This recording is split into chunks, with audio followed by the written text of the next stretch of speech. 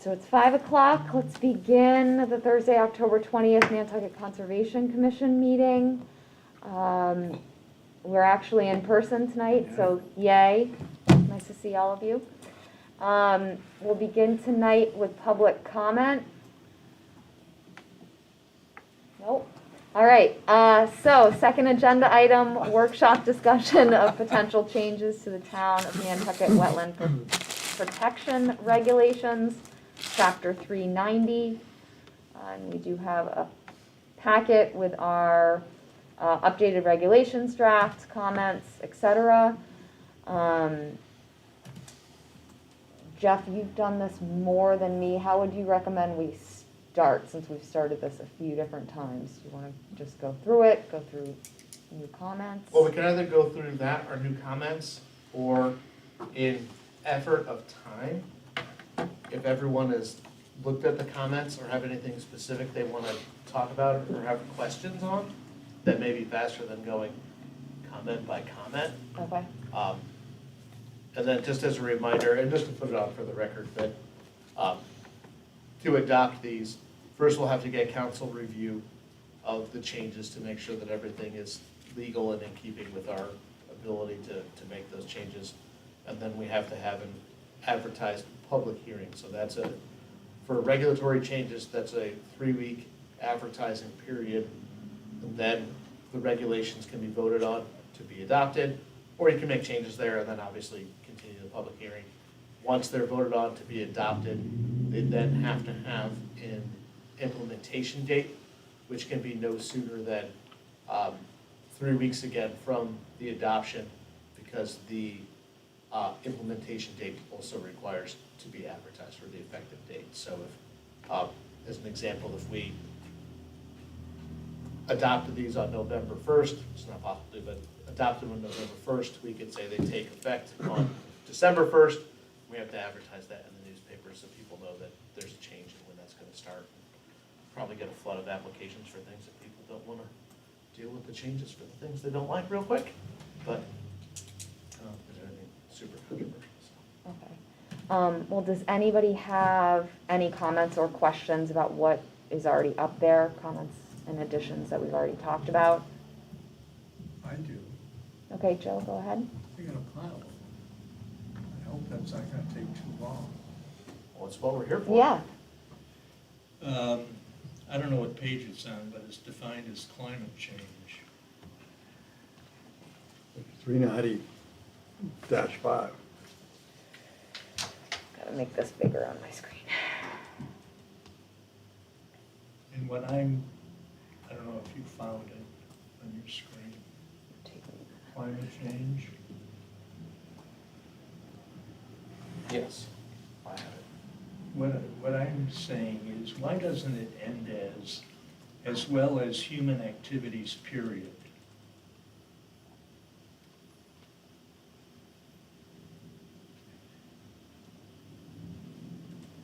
Climate's going to change for a lot of reasons related to human activities, but greenhouse gases might just be part of it. Fossil fuels for energy. There's natural gas that's classified as fossil fuels. Why not stop after the word activities as well as human activities, period?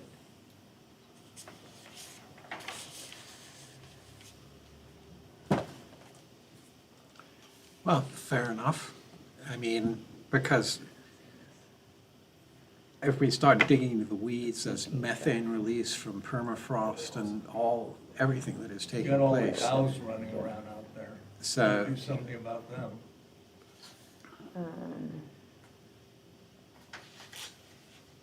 So I mean, I was- you don't want to say, you want to omit that add greenhouse gases? That's what I'm proposing, yes. I mean, cows are adding greenhouse gases. You know, all those things, like cows burp methane, so, I think a cow is a Oh. human activity. yeah. so do termites. You know, Yeah. I mean, I tend to think that Joe is right, Okay. that it doesn't really add anything. I mean, would never have occurred to me to make that comment personally, but, I think it's broader if it just ends at human activity. Yes, Right. Yeah. That's what I Right. think it's more important, because Right. it will be broader. Okay, on that one, how about coastal resilience?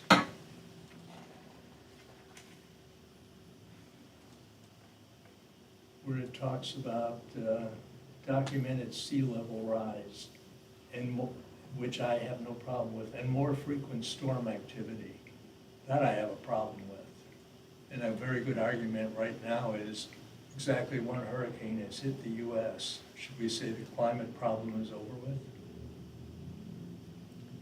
well, And if there happen to be 3 or 4 next year, do we say we have a climate problem because there are 3 or 4? All I'm saying is,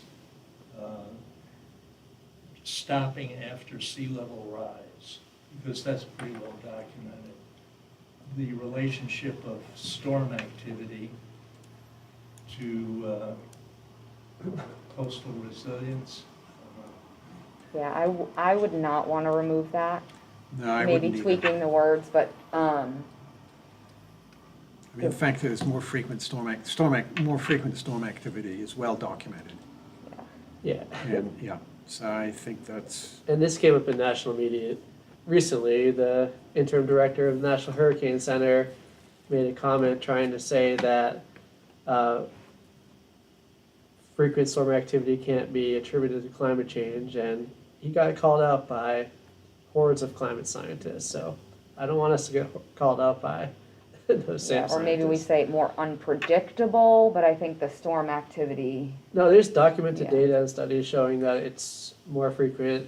I think it's also more unpredictable, but How is it applying to our regs? Is it just being stated as, well, in here as yeah, something we're aware of, or?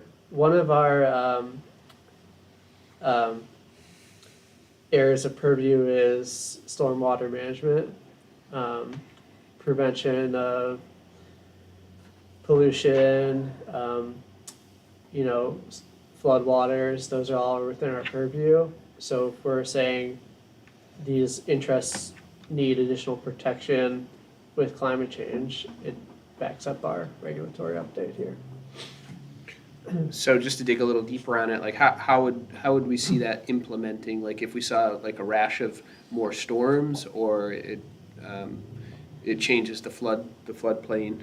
kind of both, because you have this storm surge associated with more frequent storms, so each added storm surge is going to be more coastal erosion that isn't sea level rise related, but related to more frequent storm activity. I think it's a good question, and, but I do think that it's going to become an issue going forward for us as a board, as we have applications before us.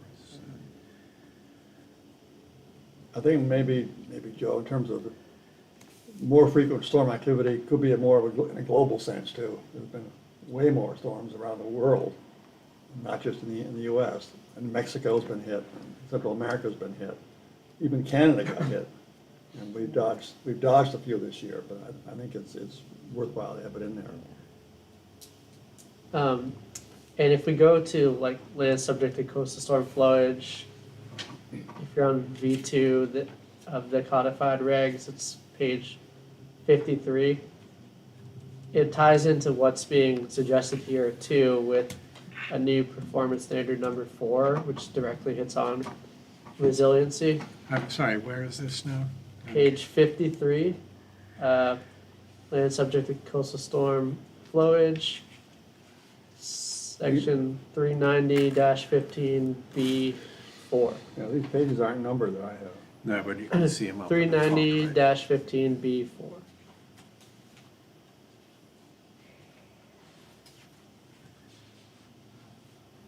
So that's the building upon areas? Yes. Oh, there we go. Yeah. So that is directly talking about storm damage. So saying that, a reason to put a new performance standard like this in is because we're experiencing more frequent storms, or a risk of more frequent storms. And I'm sorry, we were trying to figure out where it was. I apologize. Could you say that again, please? It's section 390-15B4, Yeah, which I When- have in front of me now. building Yeah. upon areas subject to coastal storm flowage. That's where it starts. Yeah, yeah. And you're tying this into the, So it's directly Yeah. talking about not allowing construction in high-risk areas that are subject to storm damage, because as we know, if these storms are becoming more frequent, then we should try to direct construction elsewhere so these areas can take on the brunt of those storms, the floodwaters, the winds, everything else. So I think it's important to tie storms into the resiliency aspect. Thank you, Seth. I think that's a good point. All right, Joe, you have another one? I do. Okay. 3A. Let's see, no, coastal risk areas A. Okay, so just hold a minute so we can all where are we find now? it. Are we back to the It's Back to beginning? definitions, I think. Page 6. Page 6, you said? Yeah, Yeah, page 6. thank you. Again, I read these things and some of these words popped out and I said, that doesn't just seem to fit. And I'll give you an example in this one, where it says, due to extreme coastal risk, large structural investments are not recommended in these areas due to prohibitive maintenance costs. How about due to maintenance costs? What's prohibitive? Is $5,000 a year prohibitive to me, or is $500,000 prohibitive? Not a bad point. Yeah. In Nantucket.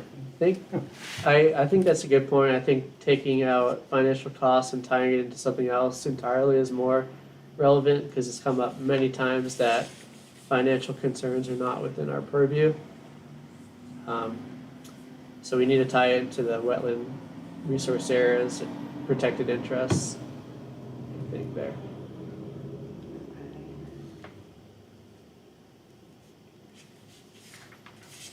Right, so that sounds like a good idea. Are we all feeling in agreement about that? Sure. RJ, do you have a comment, question? Mhm. I think so. If you I'm, want, s- why don't you I'm, just- I'm why saying don't- it's okay, so why why don't not? you just come and sit here? You don't have any contagious diseases, do you? Not that Do I know need of. this? Okay. I was just in the Lyme vaccine though, so everybody, stay back for that. So RJ Turcott for the Nantucket Land Council, just as a quick point on these are from the Coastal Resilience Plan. So this is something the town has already adopted, this exact language. So it's just something to keep in mind for the commission, that although cost isn't in the purview, trying to get the whole town on the same page, on the exact same page as what was just adopted, that Arcadis just put together.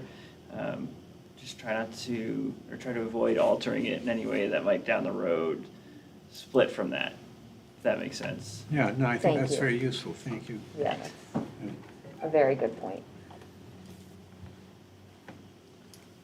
All Okay. right. Structure coastal engineering, page 16.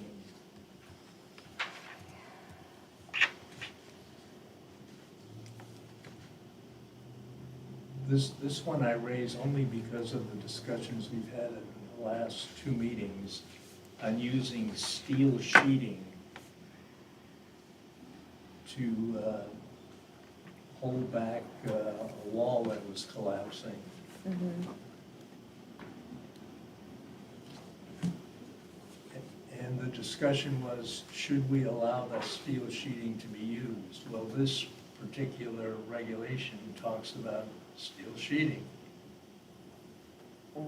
Yes, so this one is saying that steel sheeting would be considered a form of coastal engineering structure.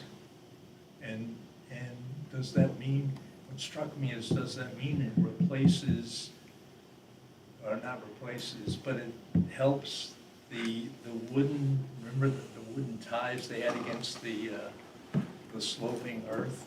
Mhm. And they were gonna put the sheeting in there, and we were having a discussion of should sheeting be allowed, or should they have to replace the wood that's in there? Well, this tells me what's wrong with using steel, it says so in the regulations. These are just the definitions. Yeah, Yeah, these are it's just, purely a definition. Just- So what we were weighing in that particular case was a little bit different of a situation.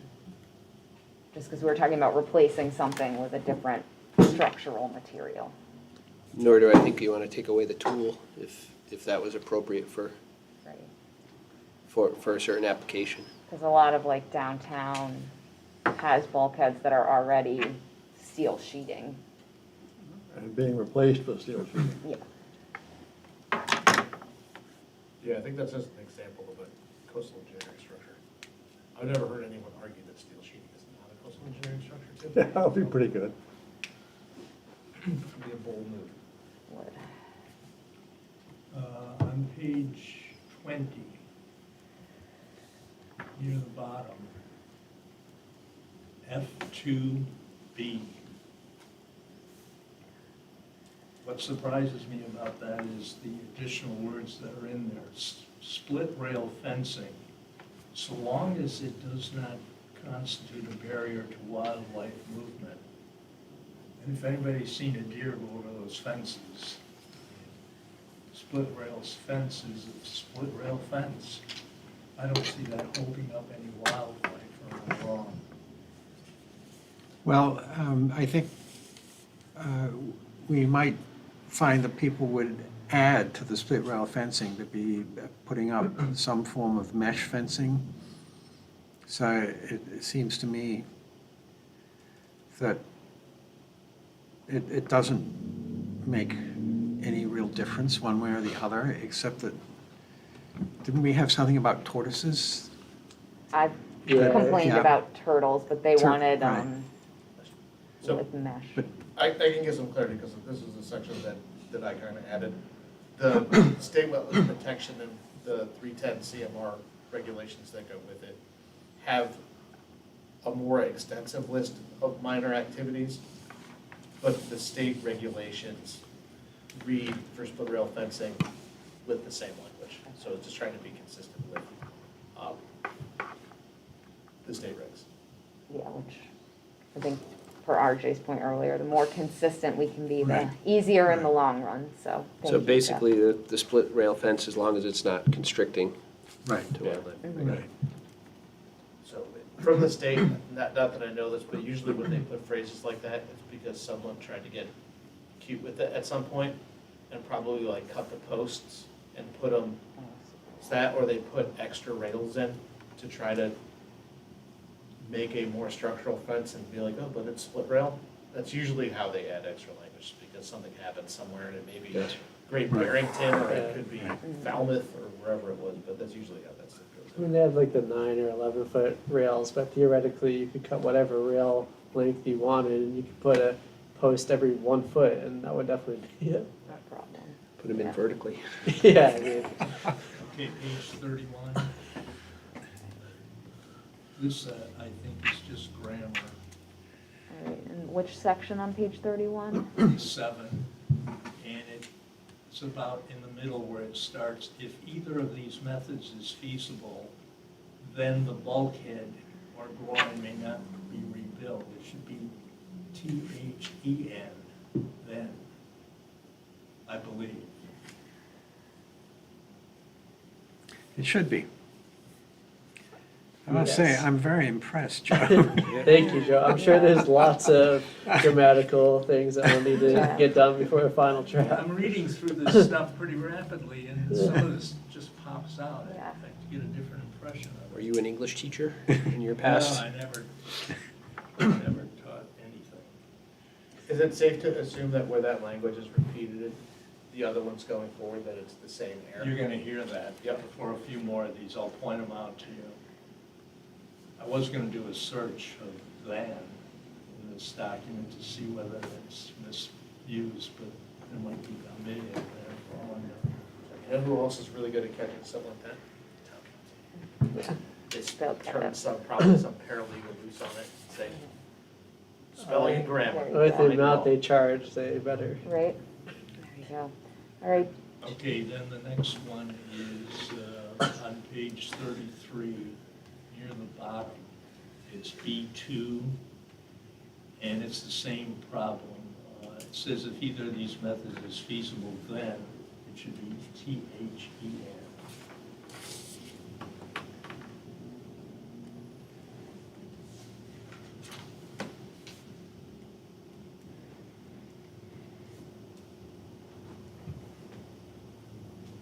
There's another one, if I can find it down here. Oh, I'm sure it's under coastal. Coastal I'm sure. beach, coastal dune, coastal bank, and land under the ocean. It's on page 42. 42, and it's B1, in the middle of B1.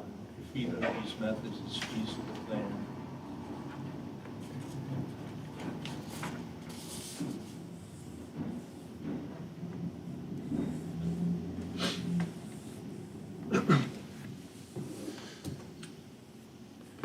We got that one.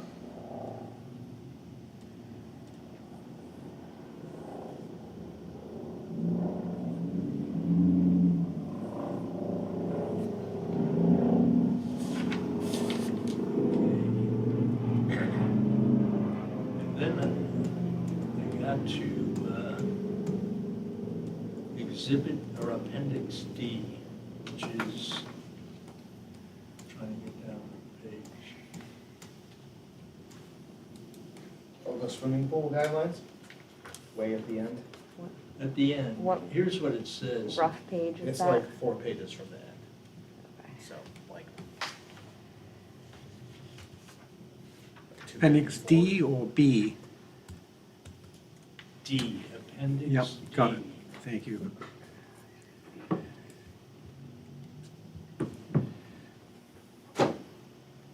Page 149. Appendix D, the item I looked at was 9. All pool draining processes are subject to inspection by any agent of the commission. Is that, isn't the commission tied to wetlands versus inspecting draining processes on pools?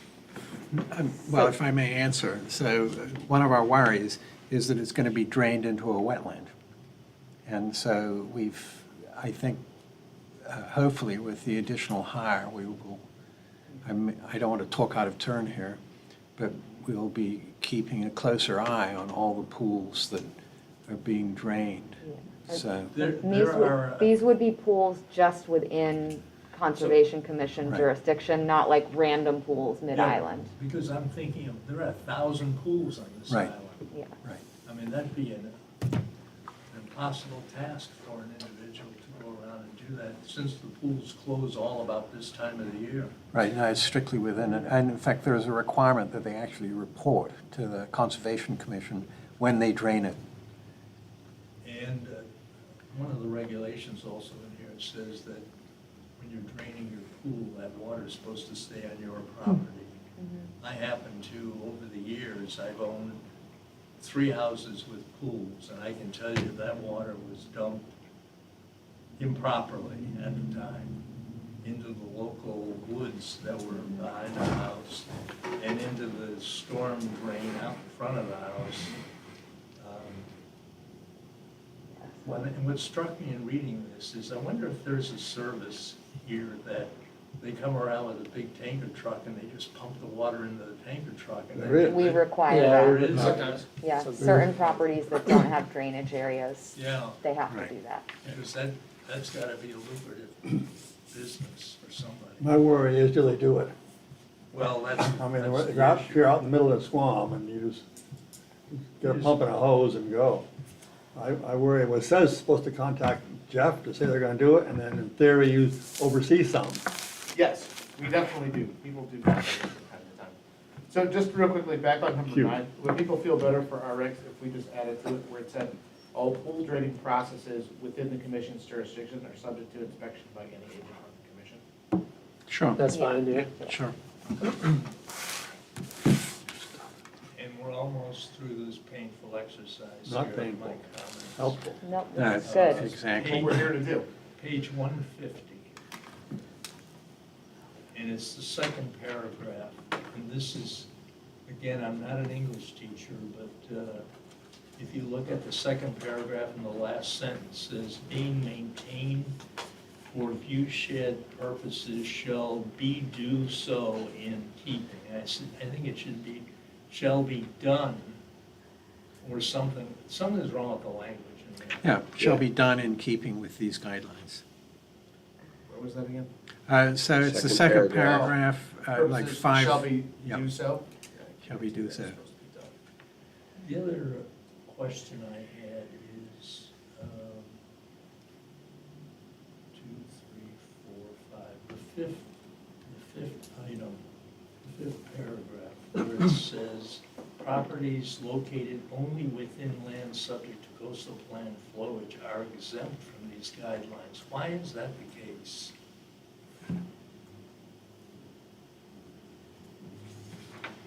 Do you want me to answer that? Sure. So land subject to coastal storm flowage was exempted from that because the interests protected by land subject to coastal storm flowage don't include the things that you would be protecting that vegetation for. So it's a flood zone only property. So you're not worried about an undisturbed buffer zone or a 50-foot setback because it's just within the flood zone. If that makes sense to everybody. Mhm. So like if you're down on, I think the easiest way, I want to pick one that's not, doesn't have a wetland, but Good luck. like an additional wetland. But yeah, a flood zone only property, if someone cuts their hedges lower, you're not damaging the interest protected by the bylaw or by the regulations. And the last page, mercifully, is my comment on item 1 about any tree to be removed must be reviewed by commission staff. I don't know how many trees get removed a year on the island. Well, it's not, this is specific to view shed management activities. It doesn't include like, if, Mark wanted to cut a tree outside a jurisdiction down, that's not included in this. It's specific to, I think it's more specific to like, if you live out in swamp and you want to view shed manage your coastal bank or your area adjacent to the coastal bank, is you can't cut that tree down without staff verifying that it's proper to do so. And I'll say now we have a certified arborist on staff too, so we actually have someone that can go out and do that. That's helpful. So it's not all the land in Nantucket, it's just, just. Yeah, these regulations only apply to land within our jurisdiction. So like if I wanted to go cut, one of the trees down right outside this building, one of our staff isn't gonna, go review it under the wetland regs. They might review it for other reasons, but, They follow the town The tree tree act. warden would be very upset with you, but it's not the intent to like track down everyone, you live on, Hooper Farm Road and you wanna cut a tree down in your yard that's not a town tree, that's between you and whoever you're gonna cut the tree down. yeah. And do you generally just are you considering trees in view, or just they have different, obviously they have different meanings within the, if they're within the 100? Yeah, if they're within the 100 and then within like the view shed management area. So if you're outside of where you want to be managing for a view and you permit to remove a tree, you can permit to remove the tree and it doesn't mean, but if it's in an area where you're doing that view shed corridor, I think it's just to make sure that it either is necessary to be removed or if it can be maintained in a way to provide for that habitat and still manage that view shed. And my last question relates to item number 6, under trees. All cut material removal shall be done by hand. Why is that? So we've been permitting removal within the buffer zones by hand for a while. I mean, I think we could probably look at that. Again, if you're gonna be removing something from the 25, you're gonna have it under permit anyways, and that's probably gonna have that. I tend to agree, if you're obviously felling something large, it gets a little more cumbersome. If it's less than a 4-inch diameter tree, that's not a big lift to get 2 guys to move a tree that's 4 inches diameter. So, and like I said, if you're dealing with a tree that's bigger than that, you're probably sectioning it up. Right. And someone could apply for a waiver, you know, if they had some big tree that was needing to come down.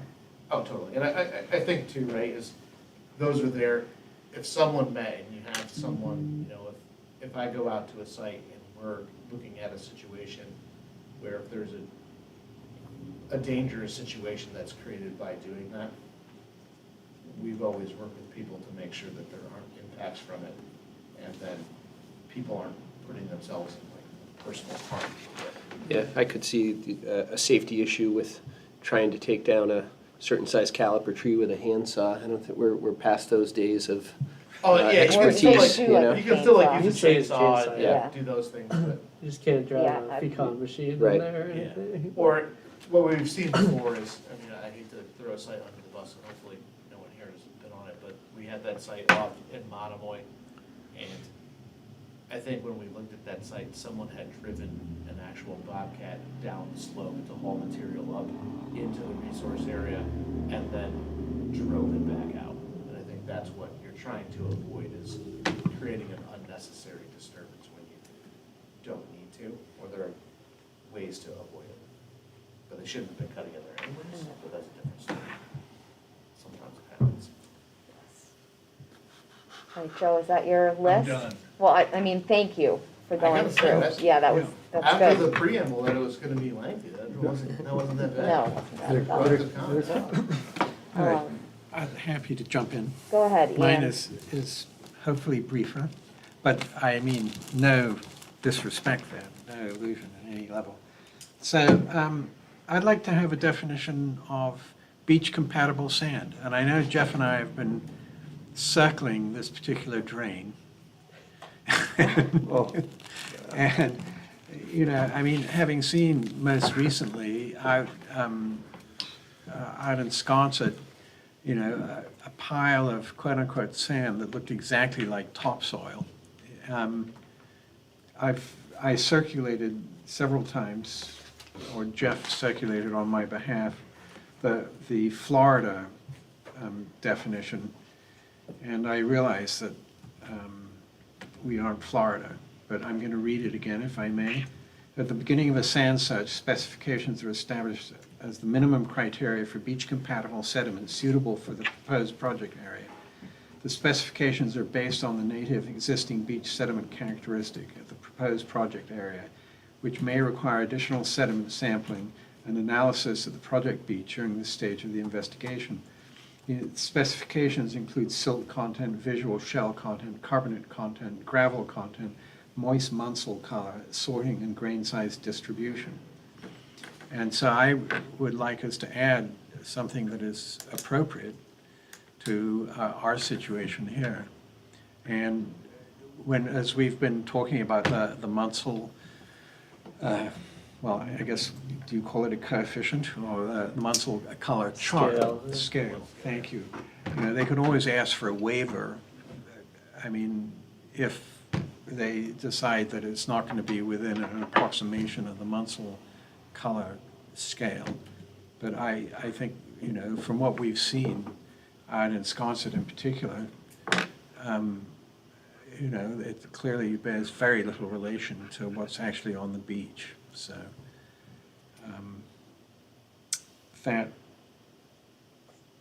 so here we are. So I agree entirely, and in the submission I sent with edits, I had also called out compatible munsel color and also had called out compatible odor. And I'd asked for us to amend our performance standards to require that any fill being used for beach nourishment or dune nourishment require a soil test for the commission to review, documenting any potential physical, biological, or chemical contamination. So I sent that in, but it never made it into the current version in any way. So Don't the permits already say that, Seth, that soil must be tested if it's from away? Only for Grain size. only for compatible grain size. That's what our performance standards say right now. And I think we still definitely need to test for grain size, but we should be doing the full suite of testing that Ian is talking about, so. Well, Jeff, what do our permits say? When you issue a permit, it says soil will be tested for what? What's that? Oh, the new one we're putting it under fill, that does include, like chemical contaminant testing. I'll have to pull one up if I can to get the exact language. There's chemicals and then just the basic, like soil chemistry that comes in, so you'd have like nutrients and those kinds of things. And you have a couple of questions about Ian's thing, and Ian knows these are coming because he and I have talked about this many Right. times.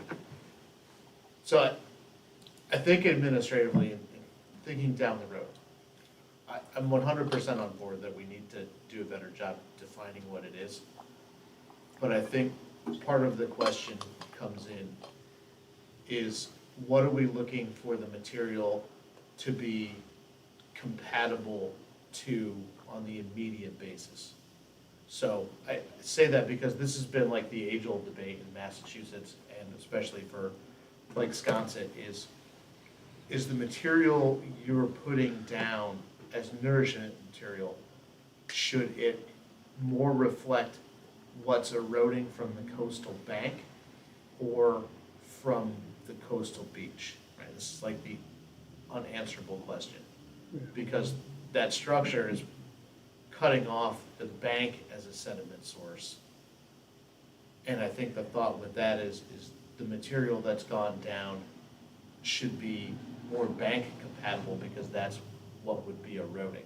And that's a little bit more of a hodgepodge than what's directly on the beach.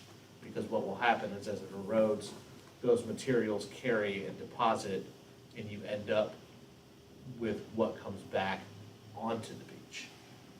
So that's subject to discussion, but it's, I think when you're defining what you're putting down as nourishment material, it's important to at least have some thought into which material you're nourishing for.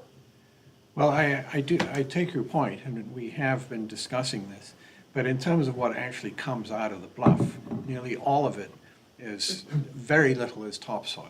Nearly all of it is sand or cobble.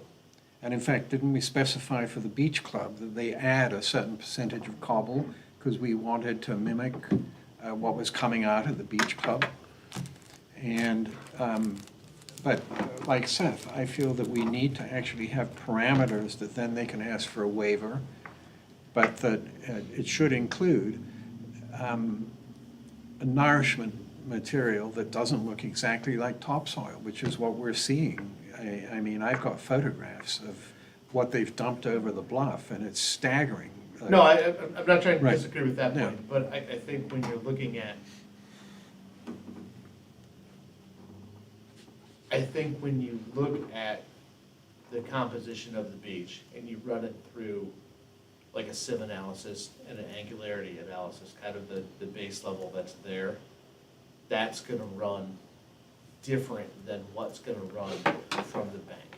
Because what you end up back with on the beach are those medium to coarse sands that deposit on, where the bank, when it erodes, I agree, like topsoil is a minimum because you need that, the top of the bank to fail to provide topsoil in there. But the other things that come out is you do get a certain level of silts and fines, and a bluff like Sconset in particular, even, clay that comes out, that's not gonna be on the beach because it just doesn't exist on the beach because it carries away, so. Do we need to specify then, like, bank nourishment versus beach nourishment? Because technically we could have both types of projects happening. Because I think what will Chairs happen, falling right, apart. is, they're not the best.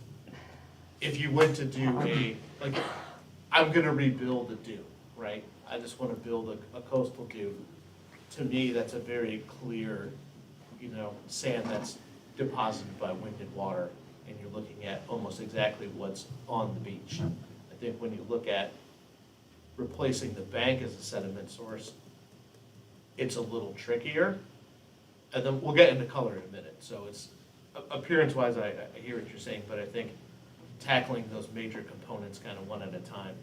I think composition is the first, and then Yeah, I'll so get my comments on color in a minute. I think we're getting to the right place because actually Ian and I have a little bit of a different view about how to handle this. I think instead of doing it as a definition, we should just update each performance standard for each resource area to have these descriptions. Because there are projects, they don't happen a lot in Nantucket, where you just like add sand to a beach to try to do beach nourishment, or add sand to a dune to try to do dune nourishment. We aren't really thinking about that because we have in our head some ongoing projects. But if we just update each of those performance standards, then when somebody applies and they have a project that hits on a resource area that's coastal bank and coastal beach, and in the hearing we can decide, you know, which type of sediment we need. But it just gives us a little bit of like shelter so that if they do a project that's in one resource area only, they still have to hit upon these same standards. And I certainly don't disagree with that. That seems to me in some ways that's a better way to approach it because it's more specific for each. I think that actually solves the problem that I was bringing up, because then you Yeah. create your compatibility for that Right. resource area, and if you have beach and bank, there may be a percentage that goes into that. Right. Yeah. Right? Or in a case we can, if there's a relevant reason to determine, yes, you have coastal beach, but the compatibility to that beach isn't important, then we can do that, you know, at individual notice of intent level through a waiver or whatever process we need to. But if we don't put it in each area, it just gets confusing. That's a good idea. And thank you both for bringing this up, because I know I've mentioned before the loss of like our beach diversity, Right. you know, and how special it is that Right. you go to different areas of the island and they're distinct, so. And Right. then, but my last question on this, and again, not to be adversarial, I agree that there's a visual component that needs to get included, but I think we also have to be careful with that, because I don't know if anyone's ever looked at it, I know I showed it to Ian, Right. like a Munsell Makes me scale tough. is what kind of range is visually compatible, because the changes don't move, and if people would find it helpful, I'll go get one of ours from inside so people can see it and you guys can keep going. I guarantee if I brought one out and we all looked at it, if we looked at like one of the yellows, you would think that the chip is darker than I do or lighter. Like there's so much subtle variation between them. I think figuring out a way, like obviously it's not gonna be a wholesale, hey, if it keys out at the bottom left of the chart, you can't be up in the top right of the chart, but those colors are vastly, vastly different. But there's a solid range in the middle where they're, I don't know, I really think a lot of times what light you're holding it in can change from one or the other, and whether it's moist or it's wet can move it from one to the other, or my glasses aren't as good as Seth's glasses. I mean, they're really finicky. I mean, Well, and it gets I close. absolutely take your point, and for those that haven't seen one of these charts, I mean, it's like looking at a paint chart of pinks, Yeah. you know. So, but nonetheless, the reason why I keep on mentioning it is because if it is a standard that can be used as a guideline, it doesn't have to be absolute. Maybe we can use the wording in such a way that it's not using it as an absolute, but as a guideline, as a reference Yeah, for, I mean, even if it was something, I guess, that I hate regulations that say things like within reason or within something that's there, because my fear is we're gonna get a call that, you know, someone's gonna buy a Munsell and go out there and they're gonna hold up a piece of the beach, they're gonna hold up a piece of nourishment material, and they're gonna go, see, this one's a 3-1 and this one's a 3-2. And you're gonna go, whoa, those look, and say, I think they're not the same. And we're gonna have to deal with, someone's gonna get nitpicky. Well, Yeah, I And think that's- I don't think you're we wanna go absolutely through that, but right, so that we word it in such a way that preempts people getting nitpicky from the point of view of if it's, an approximation. But yeah. I guess what I'm trying to articulate is that I want a standard that means that they can't just dump topsoil down or the equivalent and say, well, it's the right grain size or whatever, and so it doesn't matter what the color is because it's arbitrary. So I am looking for a reference to the color in such a way that, they have to take that into account when they're providing nourishment. Yeah, I think it's just wording personally. I'm not particularly concerned about it for a couple of reasons. Even when we talk about compatible grain size, we're not asking them to match the exact specifications. We're asking them to hit on a range. And that range isn't really actually even defined in the regulations, but it has been by practice. And again, the burden of proof is on the applicant to show that they're in this somewhat subjective range. But So if they start to take something that's way outside, then that's cause for concern. Simon, if you're that, and if, I can see why you're concerned in terms of someone nitpicking. So, but is compatible color adequate, I guess I'm saying, to get to the end result that we want? And I guess that's why I was focused on the Munsell scale. Well, I mean, the Munsell's kind of the standard for Right. doing soil colors. There's a couple other scales that no one uses, but I think it's fair to include as an example, like, maybe it's better to put compatible color that may be evaluated by Munsell scale. And then, so these people know that that's an available option. But I think if that's what we want to do, I think that's fine. I think we may just have to put some words so it sounds like that could be used as a tool, but it's not opening it up to like Right. people getting crazy with it. Right. I'm just Exactly. looking right now at Florida's beaches program, hurricane recovery, and they have from the last hurricane. So for instance, Santa Rosa County, it just says, in general, beach compatible fill material will be predominantly quartz sand, so they're talking about the makeup of the sand.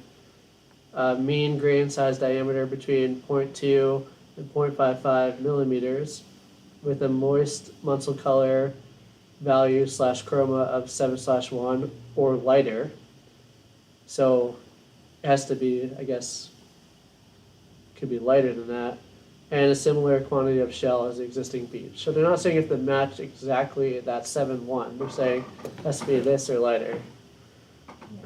Yes, because sand gets lighter as it gets drier. Right, and they So- said the moist, so that's a Right. good piece. Right. So you're testing at the Right. same Jeff, standard. a question I had is, the Baxter Road people were getting sand from a sand quarry apparently on the island. Is that sand compatible with sand that would be on the beach over at Baxter Road? I mean, I have no idea where the sand quarry is. I will call you to talk about that tomorrow. 'Cause I don't want to get into There's a lot. specific permit, because we didn't post to talk about Right. that, so I'll catch up with you, but I will answer that question for you tomorrow. There is a geological map of the island that shows no less than 3 separate geological subdivisions, I believe, on the island. Dial that around too. Yeah. What? I mean, it's staggering for such a small island. Well, thank you. I don't want to drive this one into the ground. I think the language is out there somewhere that we can pull Yeah. from. Yeah. And over time, there's less and less sand pits on the island, if there's any that even exist Right, at this that point. The is land's so. just too valuable, and Right. it's gonna be coming from another source, so. Especially as we Right. need more Right. nourishment projects, we're Right. more likely to get sand from Cape Cod or wherever So- further. Or the quantity will then, if the quantities get massive, then there's different methods that they're gonna be coming by. Like Right. the thing where they built the the Palm Islands in Dubai comes to mind, so. Yes, I mean, I know everyone for years has been talking about, at some point, someone's gonna try to permit offshore mining Yeah. for material, so you're gonna have to, that'll come up at some point again. It may not be for here, but right. someone will want sand from some shoal out there. Florida does it every day. Yep. So may But it we makes go it easier to for that. page It's not the same 61? sand day over day. So. I Sorry, think it- where are you? So Ian? how Page, we- page, sorry. How are we gonna word the wording we're trying to talk about? I mean, we've been dancing all around a lot of options Well, here. So I think this is one Jeff can maybe try and wordsmith. Yes. Right, And I our think next now that we've meeting, had we'll some have it. discussion about it, and not just me and Ian, and Right. everyone thrown in, I think we can put something together for everyone to kind of review. thank you. So sorry, which page again, Ian? 61, 390-19, paragraph 2. So, all structures which are not water dependent shall be at least 50 feet, blah, blah, blah. 50% of the area between the 25-foot buffer and the 50-foot buffer shall not be altered. Now, we've had discussions about whether we wanted to expand that, because as we were finding that we were, that there's less and less land available, you know, as people are 61. yeah, 61, paragraph 2, 390 stroke 19, paragraph 2, and so it's about whether or not we should go to 75% or a larger percentage of the area not being altered. And because it obviously has a material impact on the wetlands, and there's fewer and fewer of them available at this point as the build-out continues apace. And the one that comes to mind is number 80, and I can't remember the name of the street, off of the Nantucket Road that,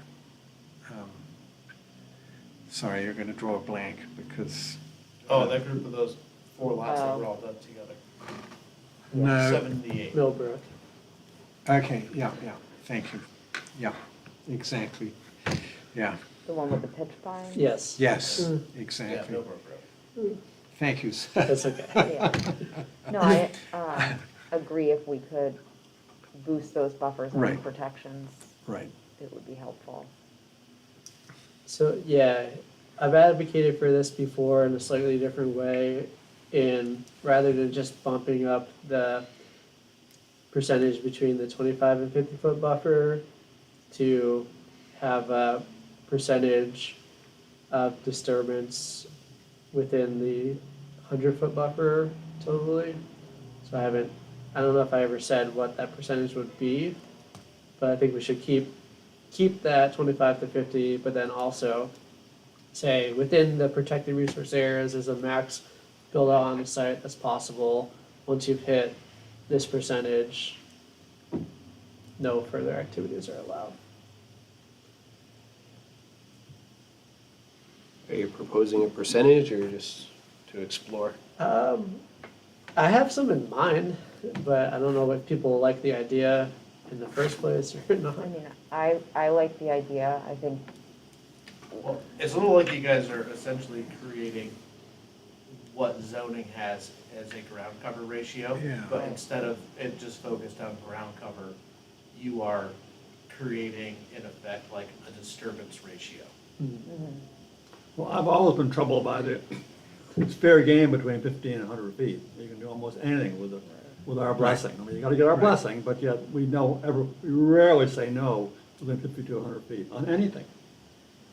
The only thing that really you can say no to in there is, that doesn't require a waiver, are leach fields.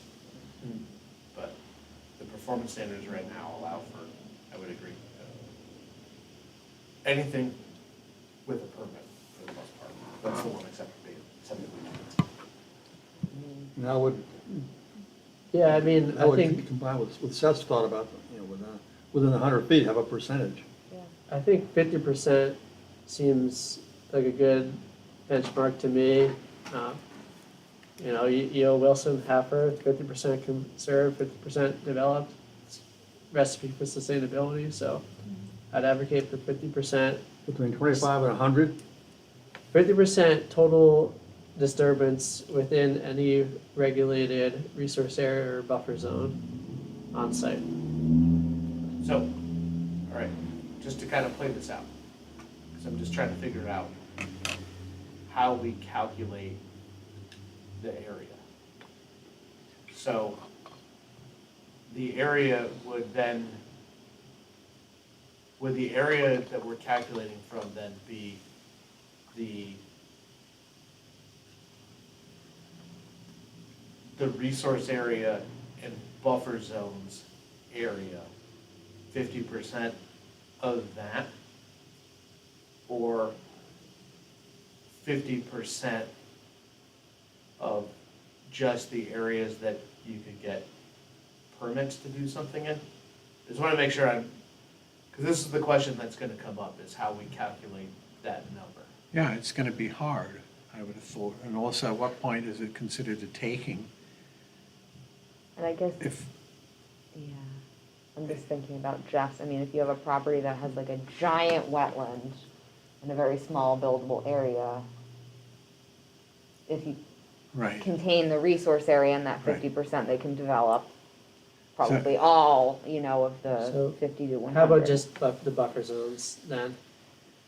And then when they overlap, then we would not consider them, you know, doubly, we'd just consider them as the same area. I think buffer zone will be a good start for us. So I think if it would be helpful, and since we're going to have more conversations about this, we'll write that out, but then I think maybe what we'll do, because I think it would be interesting to look at, is Will and I will pull out some plans and take a look at what that would look like in reality, just to see, because I think the lot that is just in my head jumping out to me is, you know, that lot where, that overlooks Pulpus Harbor. no, Oh. no, this isn't lot specific, this Okay. is like a totally made-up lot, is the Other 50-foot side, setback the other is side. off of their lot, and they're just within the 100 for a slice of it, that we would be telling them that that area between the 50 and the 100, you could only do 50% of. And I think that would raise some questions and challenges in spots like that, but I think seeing it visually would be helpful. I'm trying to picture it in my head for what that would look like to do. Yeah. Would a waiver apply? Excuse me, Sam. That's okay. Yeah, I mean, you could apply for a waiver to that, but I think the question is there a more elegant way to get to that percentage and make that simple to calculate and people easy to figure out, that doesn't involve the commission always having to grant waivers to things?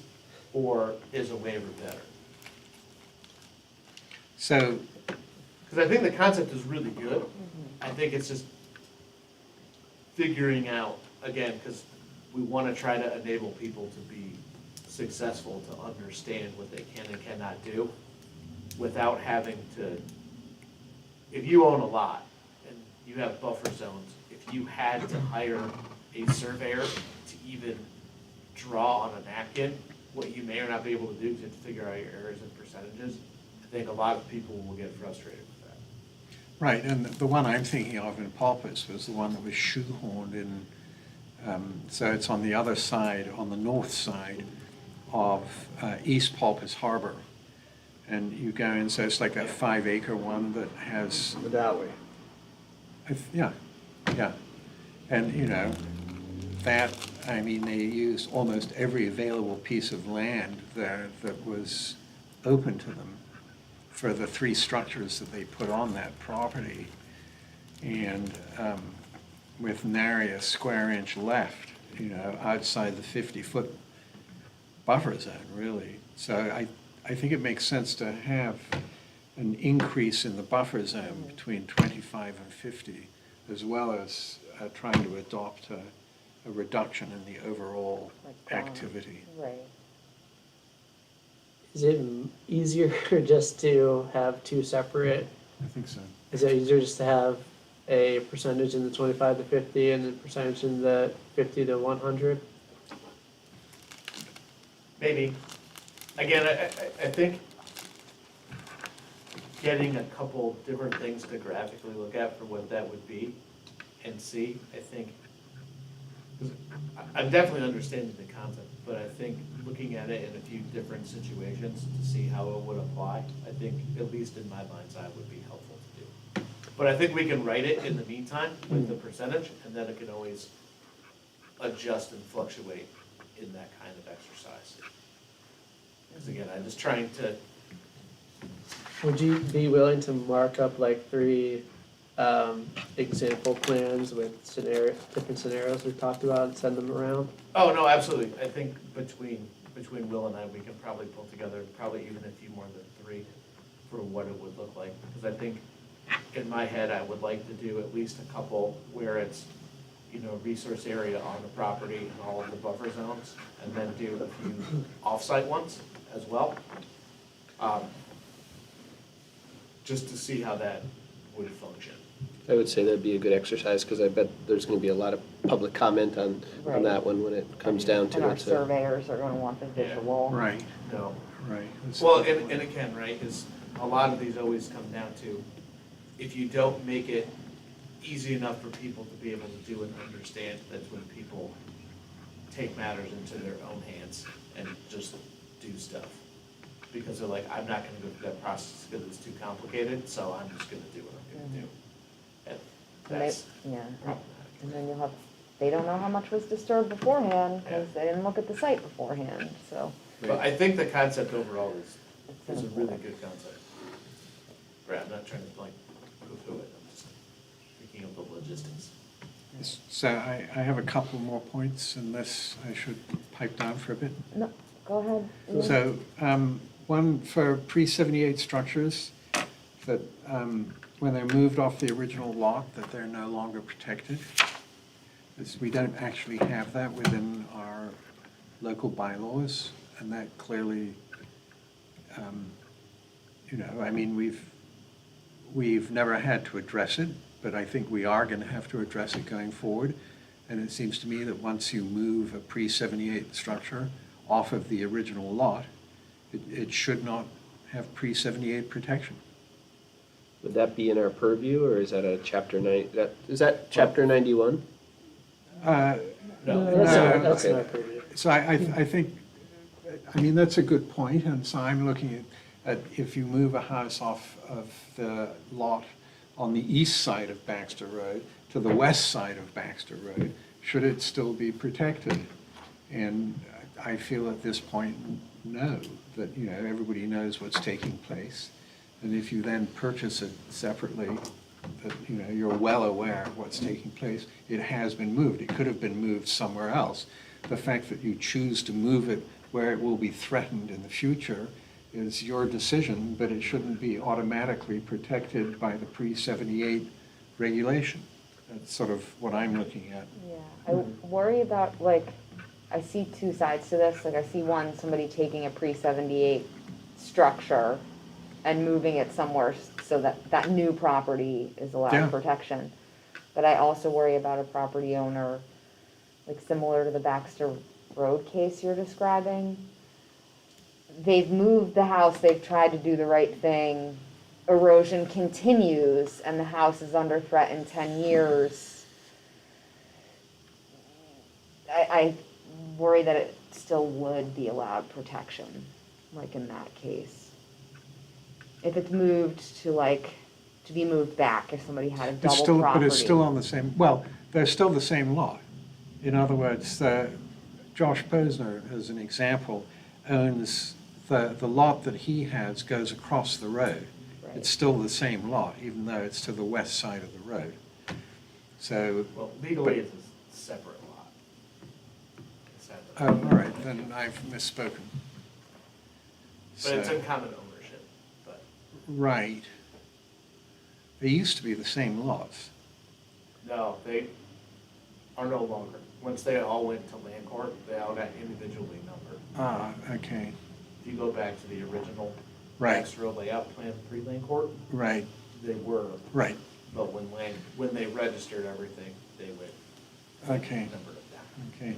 Again, it's terrifying that I actually know that. Well, You've I'm- been at this I'm- work for a while.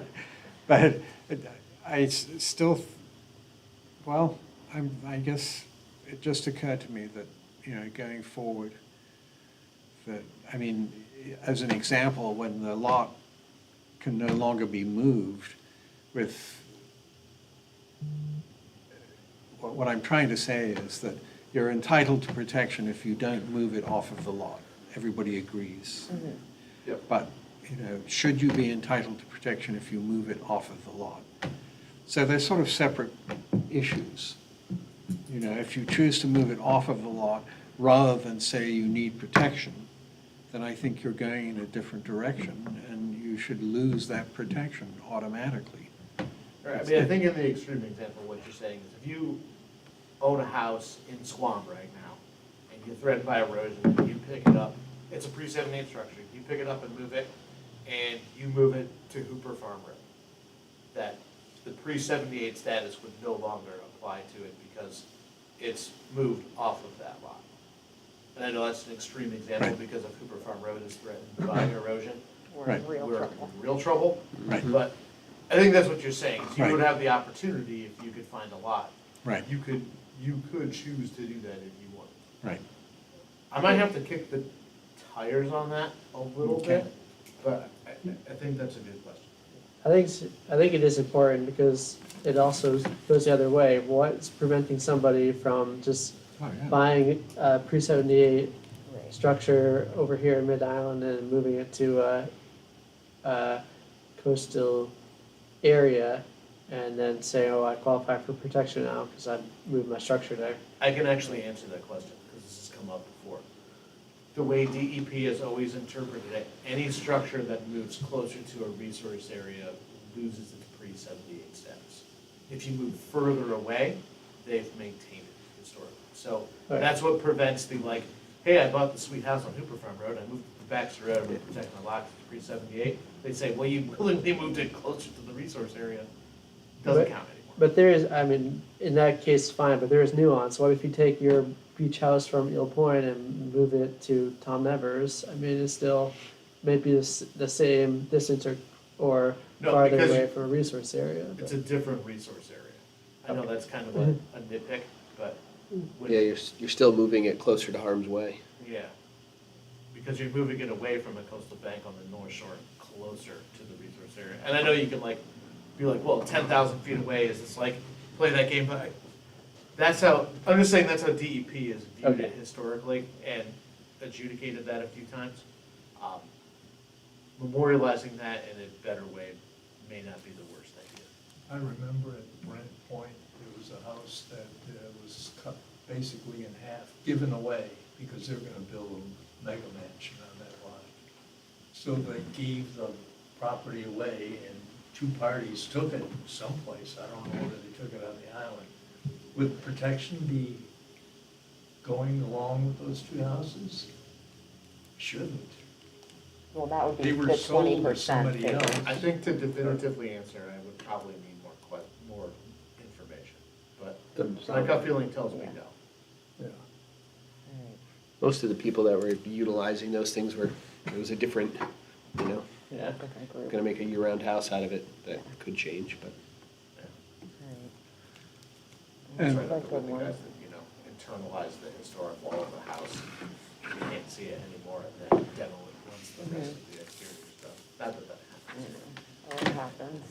So the last point I have, which we've talked about as well, which is about all applications to repair Chapter 91 compliant or licensed structures need a sign-off from DEP in advance of coming to us. And because, I mean, the bottom line is, as was pointed out to us a few months ago, nearly all of these Chapter 91 structures are out of compliance. And so, and it seems to me that it's a perfectly valid question to say, are you in compliance when you're claiming Chapter 91 protection, because it's going to become an issue more and more of having applications before us that are saying it's none of our business because it's Chapter 91 licensed, when it's out of compliance, clearly, because there's no way of the public to access in the intertidal zone. Isn't that the state's problem and not ours? Well, I mean, And how I'm can we make it our curious, problem? I don't think they haven't replied to our request, so, we asked them to We can take send it the up. request 100 times. Yeah, so, I'm not sure we can ask them that, as much as I'd like to. well, it would I'm be not- I don't like saying the think- Board of Health, like that you need to confirm that the Board of Health has signed off on a Well, the septic. Wetlands Protection Act already does say that. It says that you have to have all appropriate permits acquired or in process before applying for a notice of intent. But we can't compel people to not apply if they're going through the channels that they need to. So if you need a septic permit on your property and you need a Concom permit, you should be doing both at the same time. I brought this up, I think at least once. People often don't do that, and we need a better way to check, but I don't know what is compelling us to prevent them. The only person who could step in and prevent them at that point would probably be DEP. I don't think they're gonna do Well, that. the tricky part with Chapter 91, if you want to apply for a Chapter 91 license, you're required to have your order of conditions to even apply. So we would essentially be creating a state process by requiring them to get some sort of compliance sign-off from DEP, because they don't currently, as far as I'm aware, don't do evaluations for compliance like that and produce a result. no, but it says quite clearly on their website, and of course, I don't have Wi-Fi, and I would have difficulty finding it. But this has come up in crack because of our discussions there, that on the DEP's Mass Waterways website, it says quite clearly that you have to come before them to tell them that there is adequate public access when you apply for a rebuild or reconstruction. It's right there, No, yes, I 100% agree. But what I'm saying is, if you apply to them to do that, they require you to have other things to do that first. And that, I think, is part of the rub here. And one of them is a Conservation Commission permit? Yeah. It's literally a checkbox on the front of the application. Yeah. So.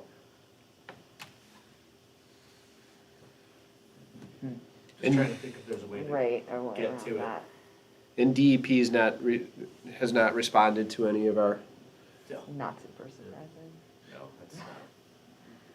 Waterway, it's funny, Waterways is one of the least responsive of the groups. Like, if I were talking to the Wetlands guys and we sent them a letter like that, I probably would have heard in about 2 days. Like, they would have gotten it and then someone would have called or emailed, because they're quick like that. Waterways is like 3 guys in a room. Yeah. They are just totally weeded and behind. That's why we don't get any compliance checks anywhere from those guys. And honestly, and this is just me editorializing a little bit, I don't think they have prepared for dealing with these licenses coming to term and dealing with the environmental change around those licenses, because they have no policy or regulatory guidance in how to deal with that in license renewals that they've at least published. And maybe internally they do, but this can't be a common problem. I mean, I feel like all over coastal Massachusetts, man, we all know seas coming up, erosion's taking place. There's gotta be a ton of licenses that don't match what the original conditions were after. I mean, some of these licenses have been issued for 99 years. I mean, the world has changed a bit since then. So, I do think there's a way to get to the root of what you're doing. But I think it may be to focus on, and again, this is just me trying to brainstorm, to look at the public access component for these things. I think if you went through the interest of like recreation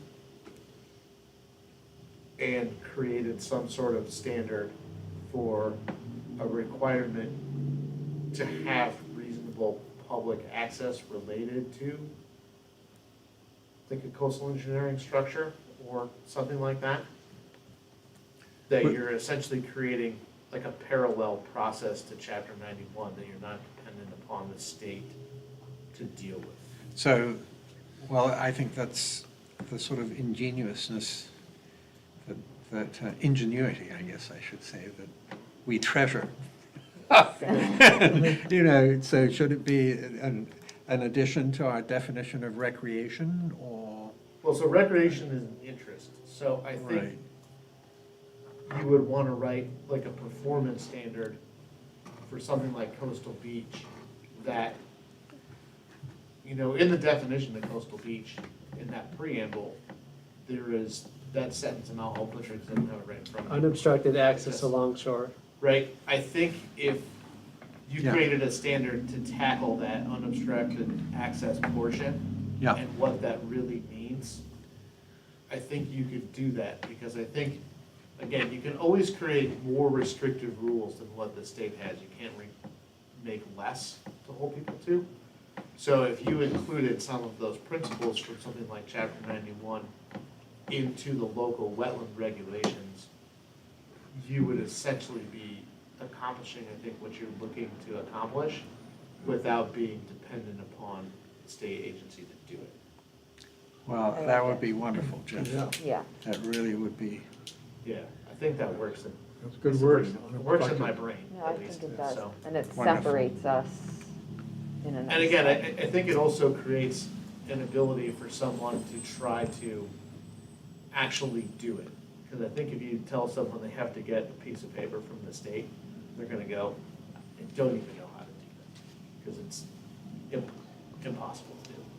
But I think what you're really looking at, and correct me if I'm wrong, is you wanna be sure that you can walk in the intertidal zone as you're allowed to by right, Right. without having to be, you know, competing in a Spartan race to do so.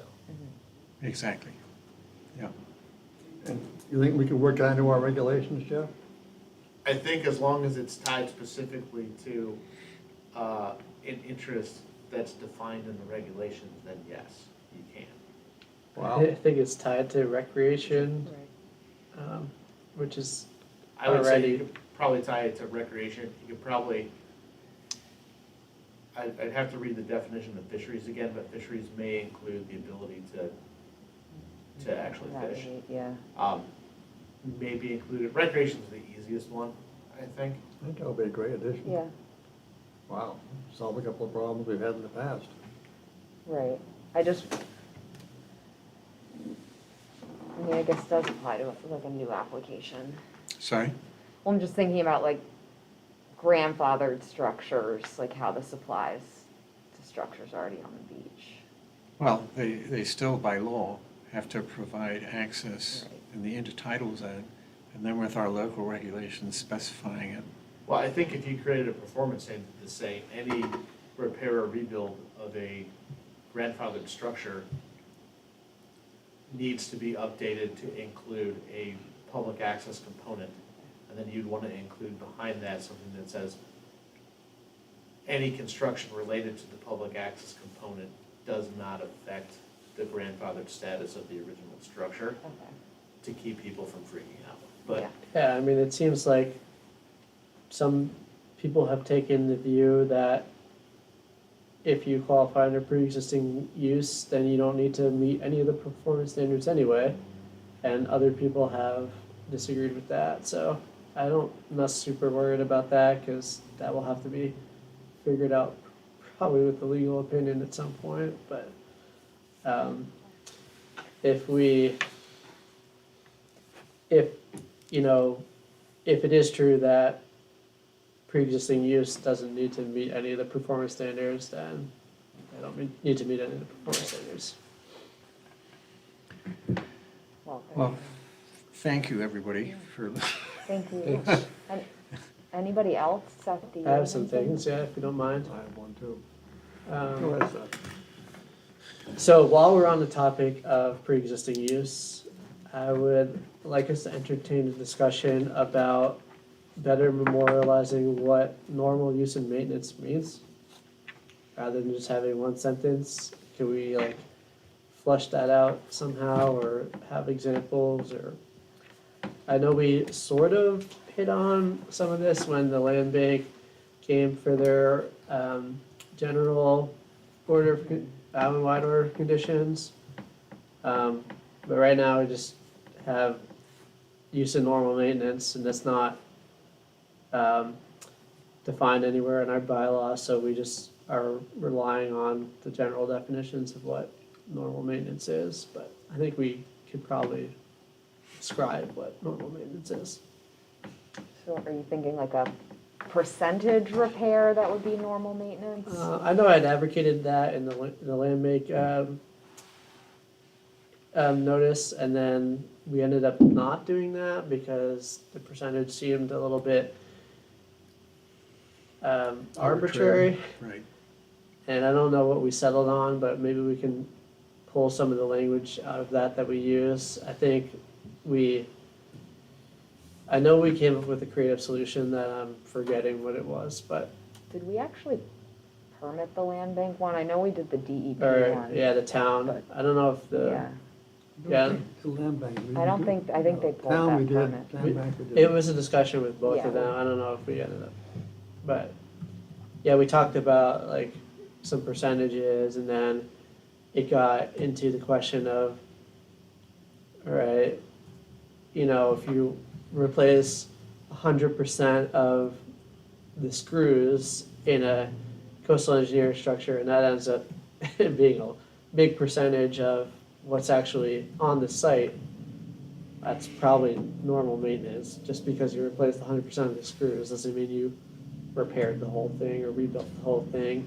But if you replace like 10% of the boards or the planks or something, that maybe isn't normal maintenance. And I don't want us to list out every possible thing, because it's not possible in the regulations, but there just needs to be some better way of doing it.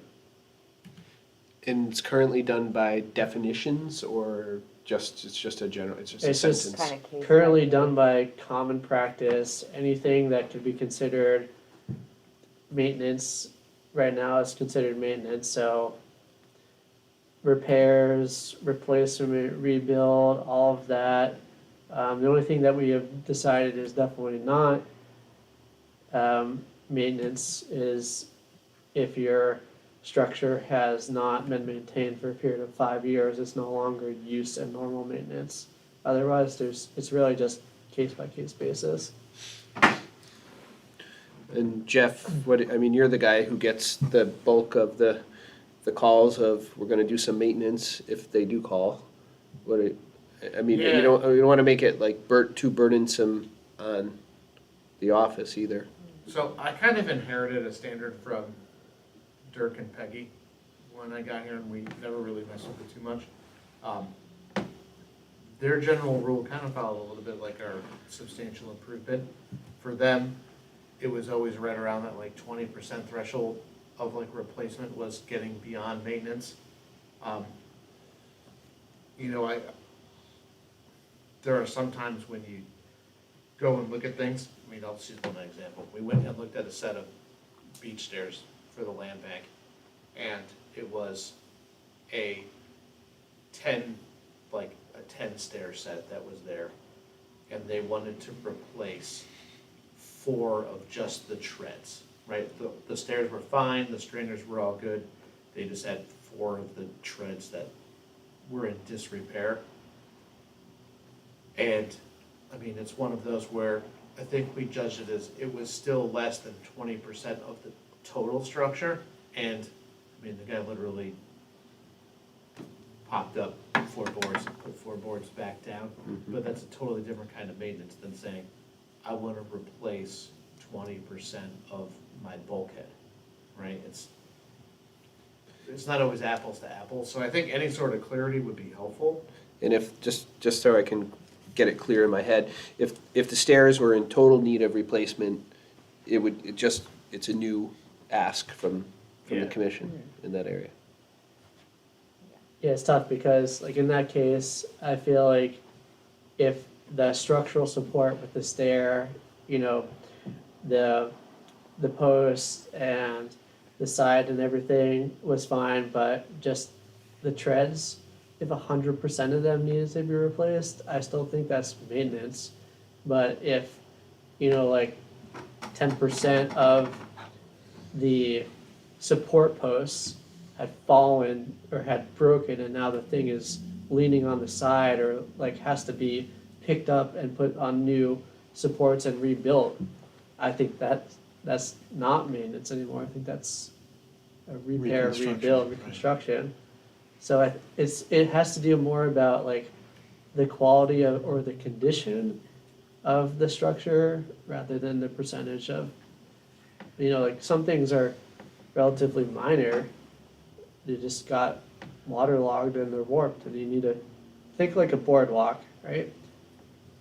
A wooden boardwalk, you know, replacing the boards on there, just maintenance, even if a lot of them are, you know, need to be replaced.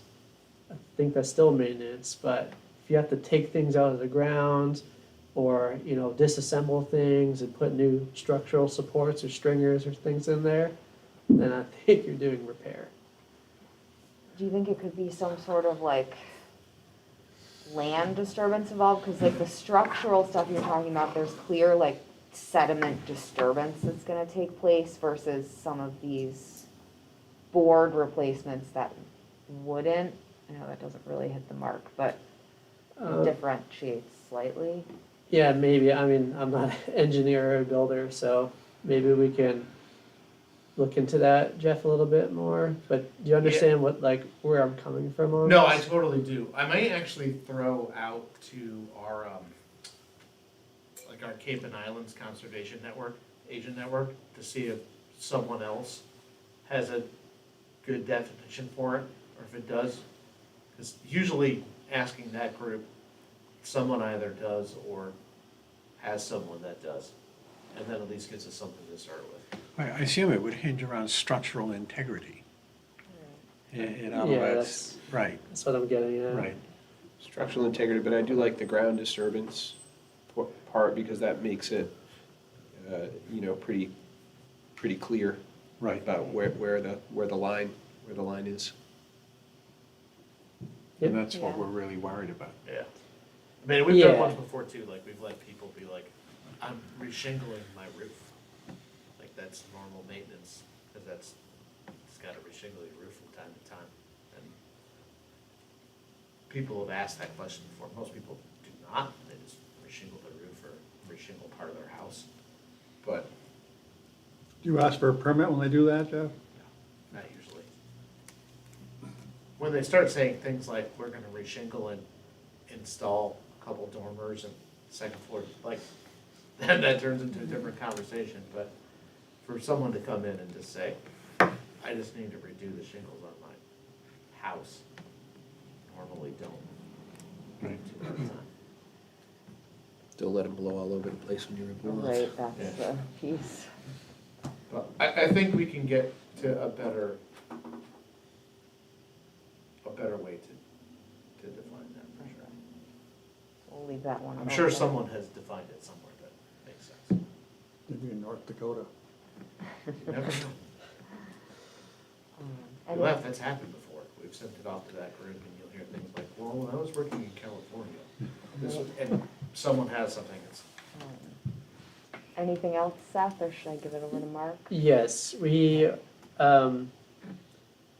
had begun an initial conversation about changing the buffer zone setback distances.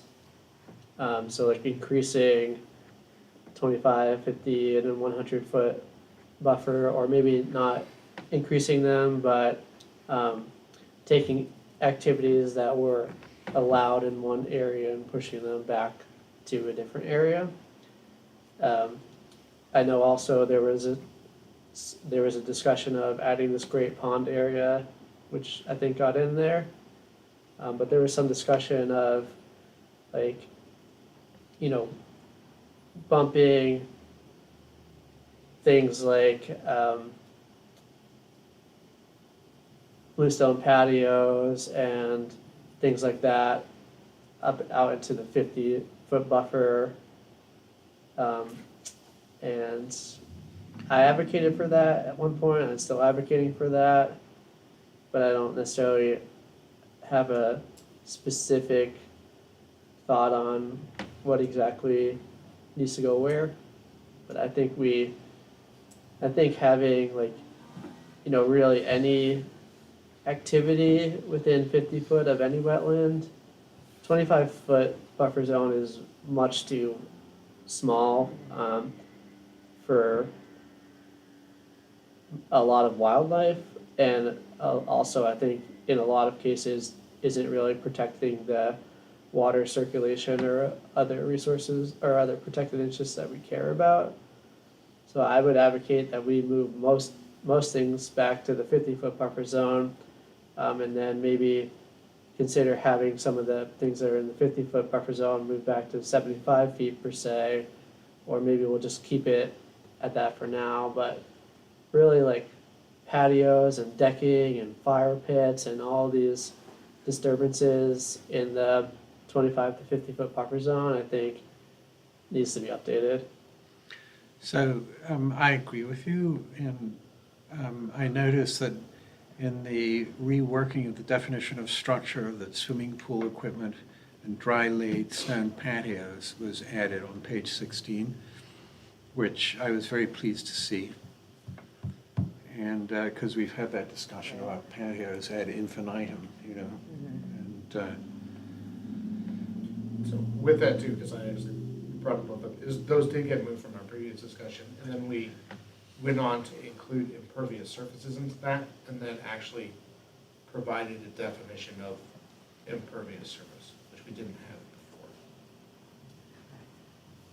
No, I think definitely adding patios to structure, because that automatically bumps them out, is important. Fire pits are as well problematic. Yeah, yeah, I'm seeing like in some recent notices, people are putting outdoor kitchen type things that might not necessarily meet a structural definition, but like if you just like put a grill and a bunch of chairs or whatever on a patio, that's different than like building out a rock thing with a pizza oven or whatever. Maybe I'm wrong on this, but No, I feel like those kitchens should be permitted. Yeah, I The think ones we've I've seen anyway. typically treated those, like if it's built out of stone as a structure, because it's, I think the key to those, it's the at a fixed location, and as soon as you fix it location-wise, becomes a structure. But if you simply like, I carried out my 4 patio chairs and my, you know, wheeled out my grill, made dinner and sat in my chairs, and then I can pick it up, then those typically have not, because it's not a permanently fixed location. okay. so adding on what you're saying, our purview only goes out to 100 feet. So are you saying that you want to actually increase our purview beyond 100 feet? Well, we are increasing our purview to 200 feet for Great Pond area, and I'm fine with that. Especially because there's a lot of documented research saying that, you know, amphibians and reptiles and things using those ponds need much more than the 100-foot buffer. I think that's fine in that case. I don't know if we need to do it for every resource area. I don't think we need 200-foot buffer from a coastal beach, but I think within some of the freshwater wetlands, we might need expanded setbacks for the for the protected interests of wildlife and the yeah, wildlife really is the protected interest that's most important here. No, I agree that wildlife is not considered as much when we are looking at these projects. So I think that's a good point. So where is the 200-foot provision? Because I've missed that. It's, Great Pond area. Great Pond area. So is that on, Let okay. me find it. Well, so on page 9, we have a definition of Great Pond, but it doesn't say anything about, or I can't see anything about Setback. setbacks on it.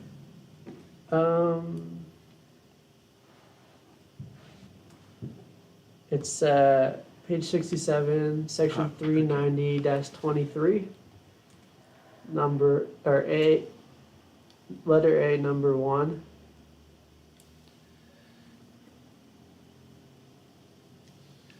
I'm sorry, page 67, what?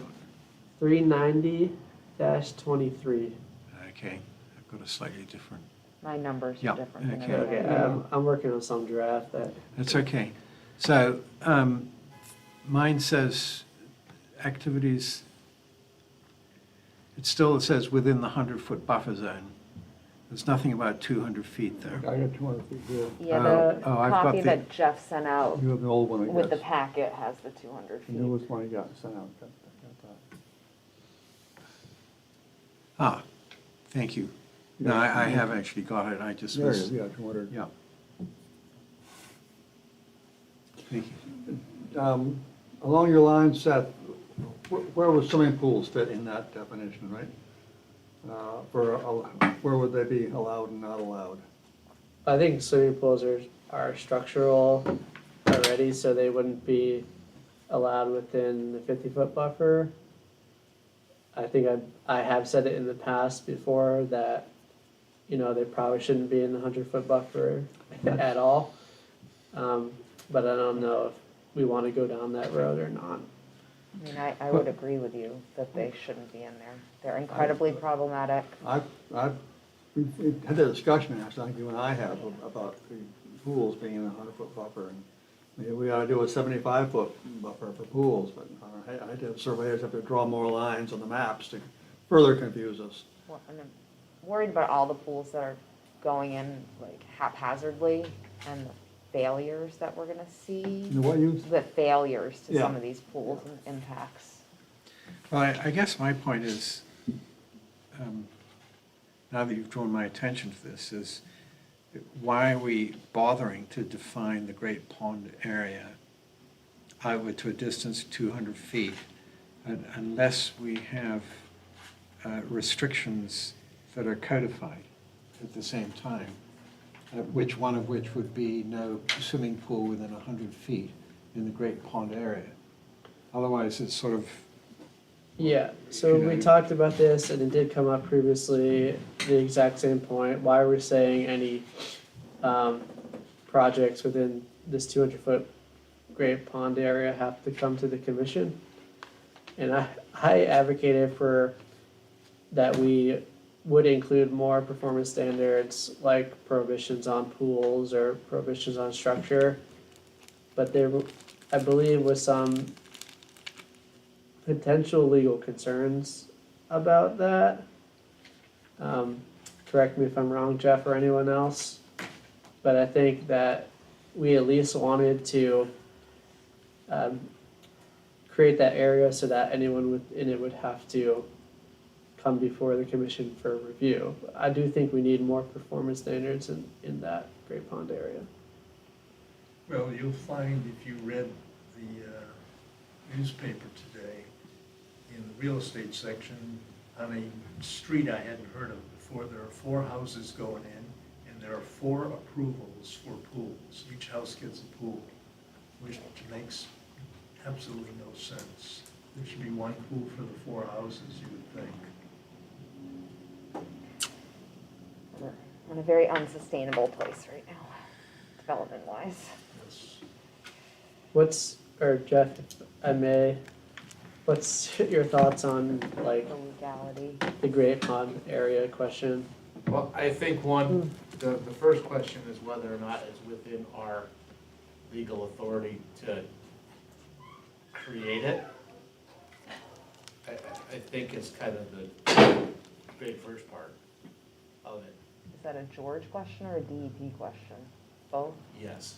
I mean, there are other towns with this in their bylaw, so I'm not super concerned about it, but obviously it needs a legal review. Well, yes. I would say, from what I've seen before, sometimes things show up in other towns. And again, I don't want to, I always feel like I'm like the wet blanket to all these ideas, but it's totally not. It's really great to put it until someone challenges it. Like And the- that's always the question. We saw that a lot with the fertilizer regulation as of Yeah. recently. We do have a lot of Yeah. lawsuit happy people here. And I know that sounds really, really terrible, but Nantucket tends to be one of the more litigious places where that goes on. I know it's not a huge surprise. Money's so big. Yeah, I mean, you see things that appear like, hey, that appeared in Brewster, and no one is gonna take it on there. It's a small community, and it just is what it is. The property values aren't the same here. If I can do it, my property is worth an extra $750,000. People are gonna give it a go, even if it costs them $100,000 to do, because they're still, if they win, 600 to the good, so. I think it's worth asking the question. That's fine, we can defer to town council on that, but getting back to the setbacks, I know at one point in June, there was an email circulated that I sent, it referenced some other towns and what they'd been doing with their setbacks, and like, for instance, Groton here made their no disturb area 50 feet instead of 25. I don't know if we should do that or not, but I think the discussion of, is 25 feet really a suitable buffer zone of no disturbance for most of our wetland resource areas? I would say probably not. I mean, I would be happy to move it to 50 feet. Did Groton make a rationale for that, Seth? Yeah, I mean, their whole bylaw is in the packet that was posted. And I have the snippet here. I mean, There's a few exceptions that are allowed, removal of invasive vegetation, passive passage, things like that, but really, most activities or work aren't allowed within the 50-foot buffer. That would be a shocker for Nantucket. yeah, but I think it's important, I mean, not only for something like wildlife, but I'm increasingly worried about our groundwater's ability to like recharge and purify through our wetlands. And when you're removing the buffer areas and the vegetation that allows for nutrient uptake, et cetera, we're pushing the limits of what our wetland resources can sustain. So I think if we're looking towards the future, that is probably an important shift that we need, even if it would seem like earth-shattering. And can that simply be done just by changing the regs in-house, or is that, again, something that needs like legal review? Well, we know the setbacks are legal, so if you increase the setbacks to 50, you guys are certainly within the commission's right. I would say making that decision with a discussion and public hearing would be interesting to get all of that feedback from it before, but, So are we talking about, so that particular paragraph on, 39019 on page 61, referring to the 50% of the area between 25-foot buffer and 50-foot buffer shall not be altered? We're just going to scratch that and say that area, 0 to 50. Yeah, 0 to 50. We're just Scratch that. saying it's actually Yeah. 0%. Yeah. Well, you won't get any objection from me, but I think we will get objections. Surveyors and realtors will come unglued.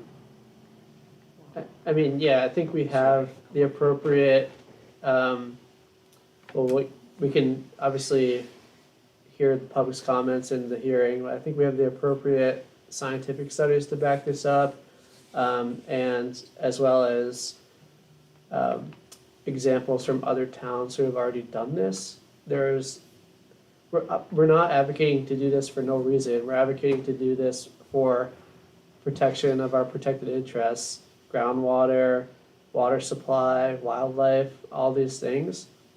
And I just don't think 25 feet is even really relevant for most of these interests. So playing the devil's advocate, what happens when I come in and I'm allowed to put my pool on the 50-foot line, and you're saying, but you can't cut any of the brush or, scrub it that goes right up to the 50-foot line?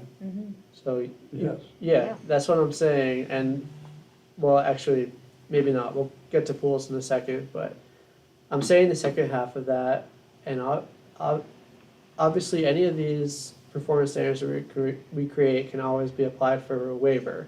So if there's like a reason why you need to have something in that area, that's what the waiver process is for.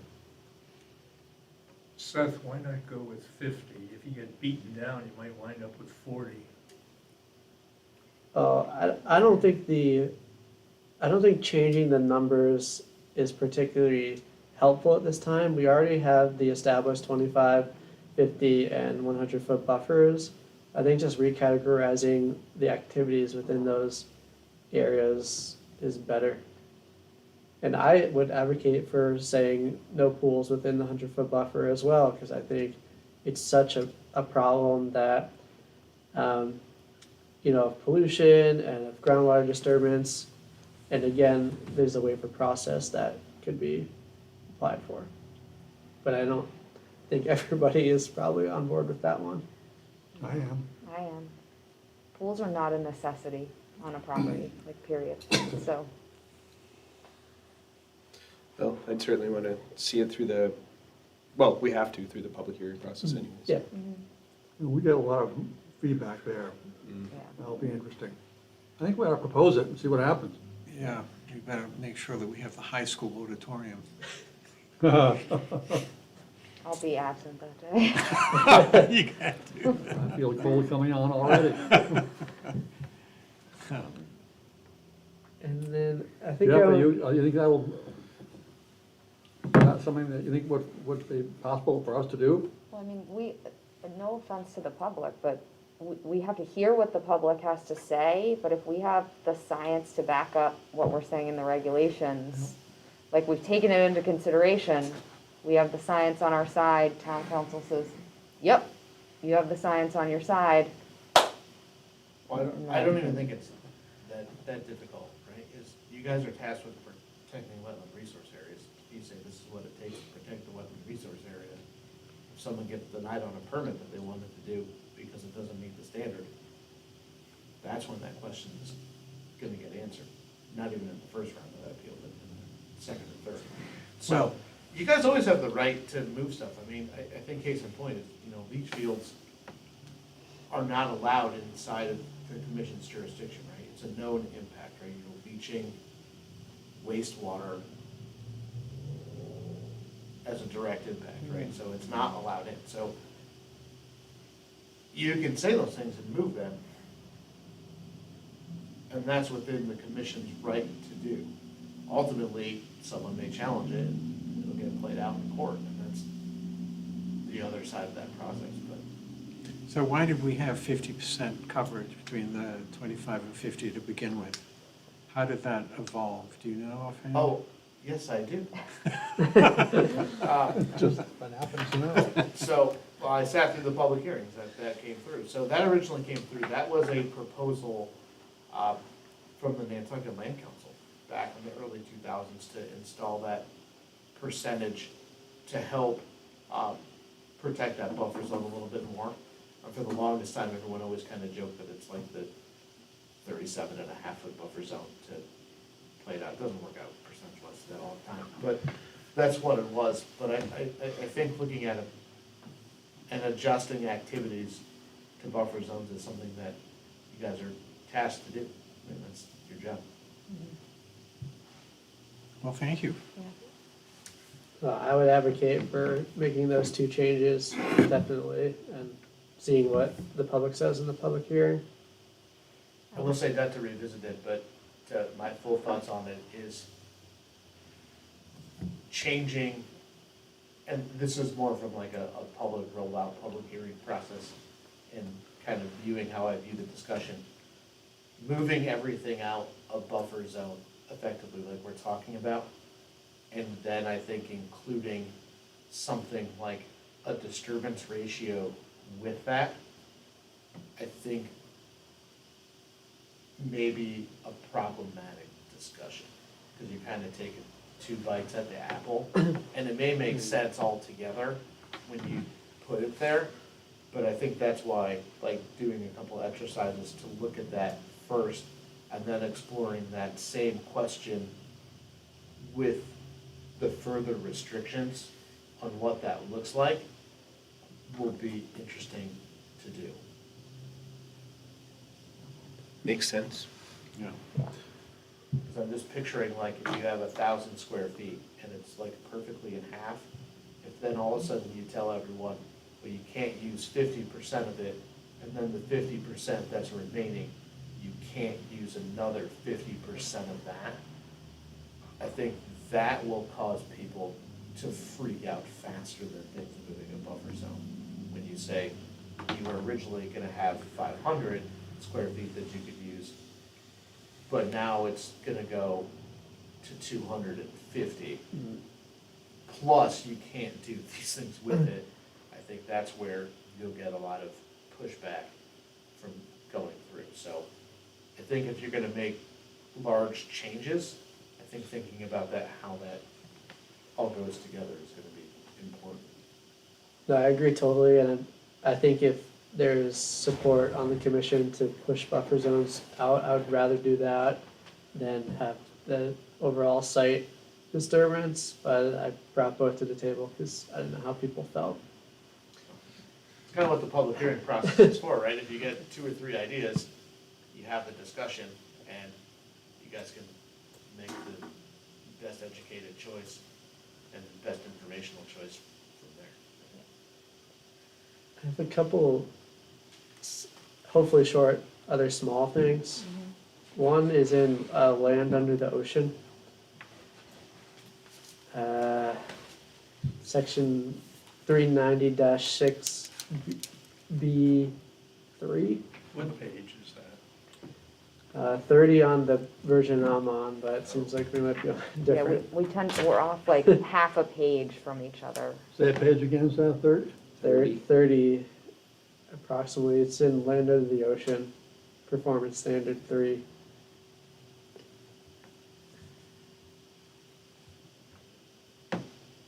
Anybody get the page? 29. Is it the residential piers one? Yes. 29, Thank you. 29, paragraph 3. It's 30 for me, so. I don't know. So yeah, it's talking about residential piers. And although I think this performance standard is very well written, I think that I would prefer to see us replace it with a moratorium on new residential piers within land under the ocean. Yes, Jeff. This question has come up before, no, this is not a huge surprise. I think adding something like that to the end of this is fine, but especially after the moratorium that came out of the last harbor plan and turned into a zoning prohibition on residential piers. This was specifically left in to deal with situations where people are rebuilding existing residential piers. So I think if we wanted to add a sentence at the end that said, no new residential piers will be allowed, that would make that super clear. Sounds good. Because I know there was a huge debate about that in the last regulatory update. Well, And then, so shall be constructed, Jeff, I don't, should be replaced, you mean, or you can't build them anyway, so. but if you were, like, if you lived on Easton Street, like we have one right now, right? Is they're taking their old pier out and replacing it in kind, they would have to still meet the current performance standards. And I guess it would be either replacing existing, but I think that's accomplished the same by adding just that no new residential piers are allowed. You guys are gonna have to excuse me, I'm gonna have to dart out for something later, Okay. but, thank you, No, thank you. Thank you. All right, thanks, Mike. all very knowledgeable. We'll go get through. a few more bites of the apple. Yeah, Okay. you'll have See you another guys chance. Yeah, I'll see you Thank guys you. soon enough. Thank you. Have a good one.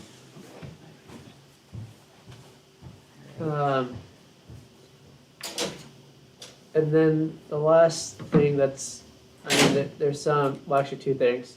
There's some like minor things, but the other thing that's a general discussion is I'd like us to consider a performance standard talking about expansion of impervious surface. So I'd like us to consider within buffer zone areas some regulations that say like no more impervious surface can be created on site than already exists, or some expansion percentage. But if you're redeveloping a site, let's say, you take down the house or whatever, but you want to build a big driveway or a tennis court or whatever, I think we should require applicants to maintain the same percentage of impervious surface that existed before they started the redevelopment. And how about new construction? And this is, yeah, Yeah, Well, if you have like a lot that's completely undeveloped, it's just open field or open grassland, obviously, we're not gonna say you can't have any impervious surface. That's infeasible. It's more like a raise and rebuild that I'm talking about here. but between the 50 and 100, I think we're often going to have applications as we've had before us. And the one down by Brant Point is a good example of where they've increased the surface area, which is impervious by definition because it's the footprint of the house. And you're saying basically you can't increase the footprint of the house between the 50 and the 100?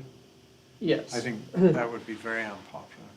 yeah, I just worry, I don't know. like, what's the threshold? And what's the scientific rationale? Yeah, because if somebody purchases a property, let's say, and there's a tiny little cottage, we all know that those tiny little cottages are getting torn down now. Okay. I take all your points and I'll let that one Can I ask a go. question? Yeah. I mean, we're in the modern problems, modern solutions era, so, what if instead of just saying no, what if you linked the percent change to something like a mitigation requirement or a percentage increase in buffer zone? So if you said, if you want to take your 1,000 square foot home to 2,000 square feet, you're increasing it by 100%. That would make you have to increase your buffer zone by that same percentage. That's very I clever. mean, I like it. yeah, I like it. Yeah. Because a lot of communities have done that now where structural areas and things require some level of mitigation. I'll say in my look into stuff like that, it's always been towns that have far fewer resource areas than a place like we do, because we have it, it's so prolific here between coastal and inland resource areas. But that could be a really interesting thing to puzzle out word-wise, and I think that would also put some real pause to people to say, if I want to add 2,000 square feet of impervious surface, now I'm adding an additional, and if you did it by percent, Right. it would be crazy numbers to do, because if the buffer zone was really big, that number could get really big really fast. And then I think they'd have to apply for a waiver if they couldn't meet that space, then the commission could look at that. How do That you, could be how about a really buffer zone on Hobart Avenue or on Eastern Street, where those houses already fill up the whole lot? I mean, they're small now, but they wanna build a big house, we got one before us, on So- Eastern Street. And there's no buffer zone, I mean, it's just. There are other ways to potentially enhance that they could get creative and bring to the commission. I've always wanted to do this, is the state does it, is to find a way to do localized in lieu mitigation. Oh, right. But It's not allowed. I looked it up. that's the problem, is it's not. The Planning board does that with, bike path contributions, say. Yeah. But, I don't There's think- I don't there's think we only can- one use case where it is allowed, and it's airports. Anything else is Yeah. all mitigation has to be on site. But I think that would also Yeah. limit you then, right? You gotta get creative with your design to do something. I Yeah, like so, that. I mean, smaller houses wouldn't bother me. Or maybe farther up to the road. And are we, So I Roof like gardens. this because it ties into the justification for why I'm asking for this. So more surface area means that the land is less permeable to capture runoff and store water. But we all know that ways to increase water storage is by adding like vegetative buffers, swales, rain gardens, etc., like that. So what if we had some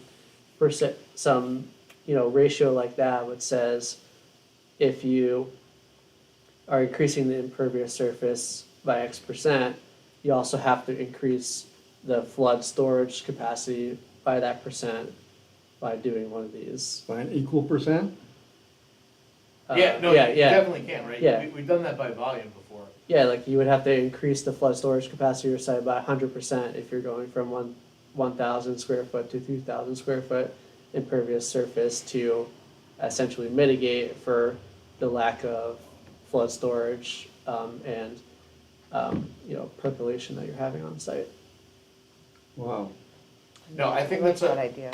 really cool concept to puzzle some words out. I know I just have some ideas off the top of my head, and I think it also, to tackle Mark's problem a little bit, is I'm wondering if there would also be a way, and this is kind of something that natural heritage does to some degree, that certain activities credit higher than others, and that may be a way to tackle those problems on those sites that are already like maxed out, is there may be ways to put more useful area in than just what could naturally be there. So you might be able to do the old Brian Madden sharpen the pencil to say, I only have 1,000 square feet of area, I need to make it twice as effective, how am I gonna do that? There are ways to do that. You would just be forcing people to commit to doing that. But I think there are ways to get there. I think that's good because, you could just plant grass or you could build like a multi-tiered native plant bioswale. It's Yeah. obviously a lot more effective. Exactly, and I think kind of the nice part about it though is in selling regulations going forward, you're not telling people no. You're saying, yes, but this is how you have to do it.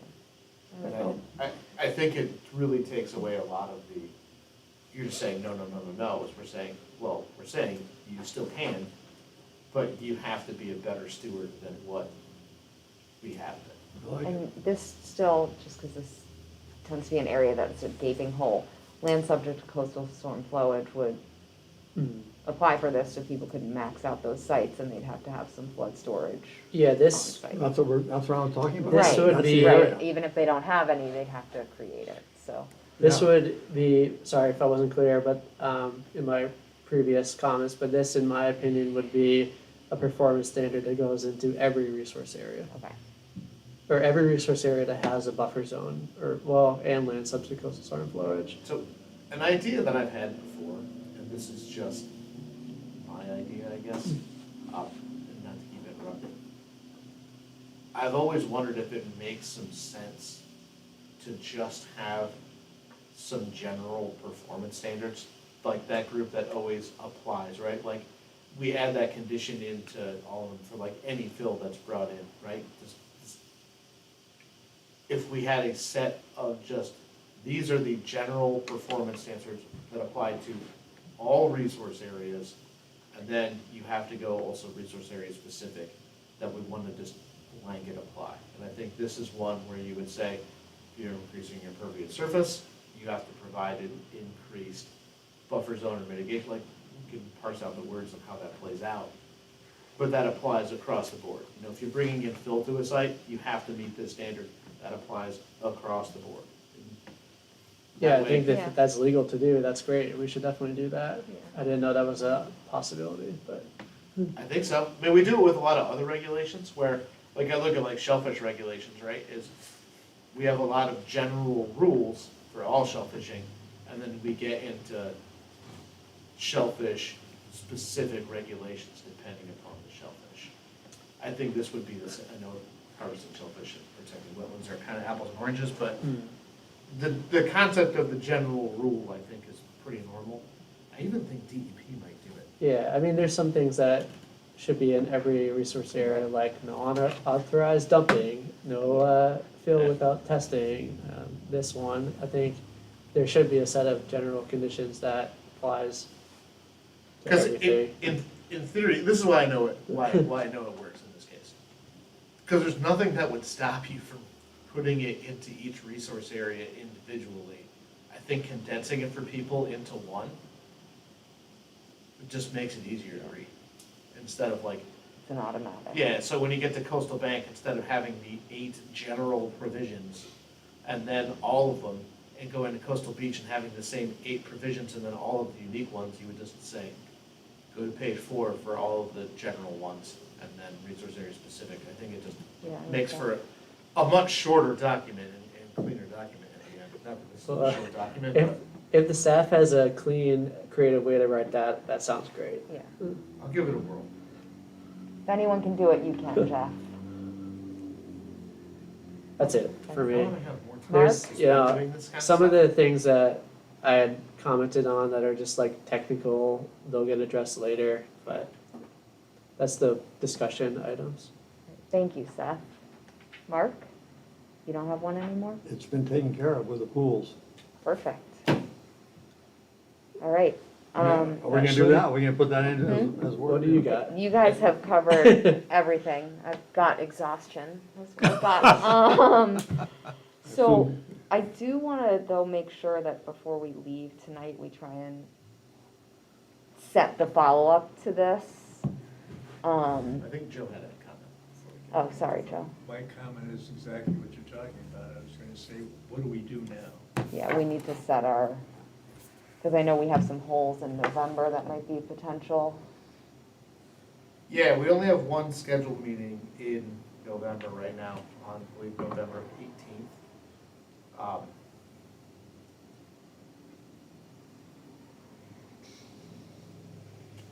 don't know if that's special. Yeah, so I guess Jeff, are you and, or Will, or whoever else gonna take kind of these big picture pieces we talked about today, write the language, and then we'll get a V3 to review for the next meeting? Yeah, Okay, oh, that'll be me.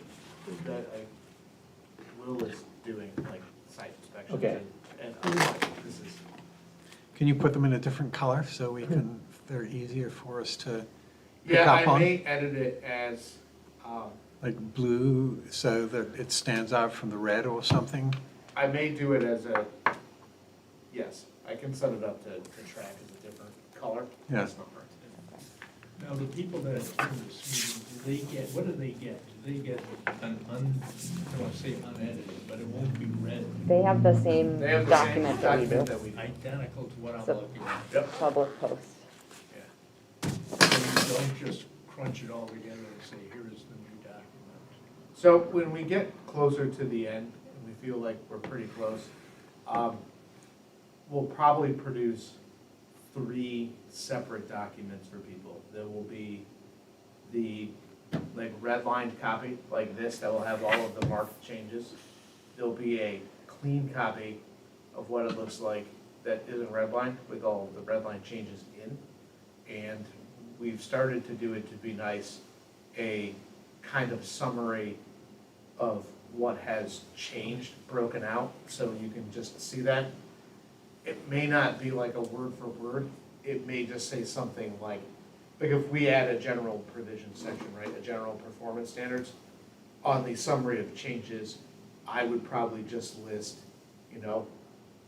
section 390-10, whatever the number is, general performance standards, and I would probably hyphen out and say entire section.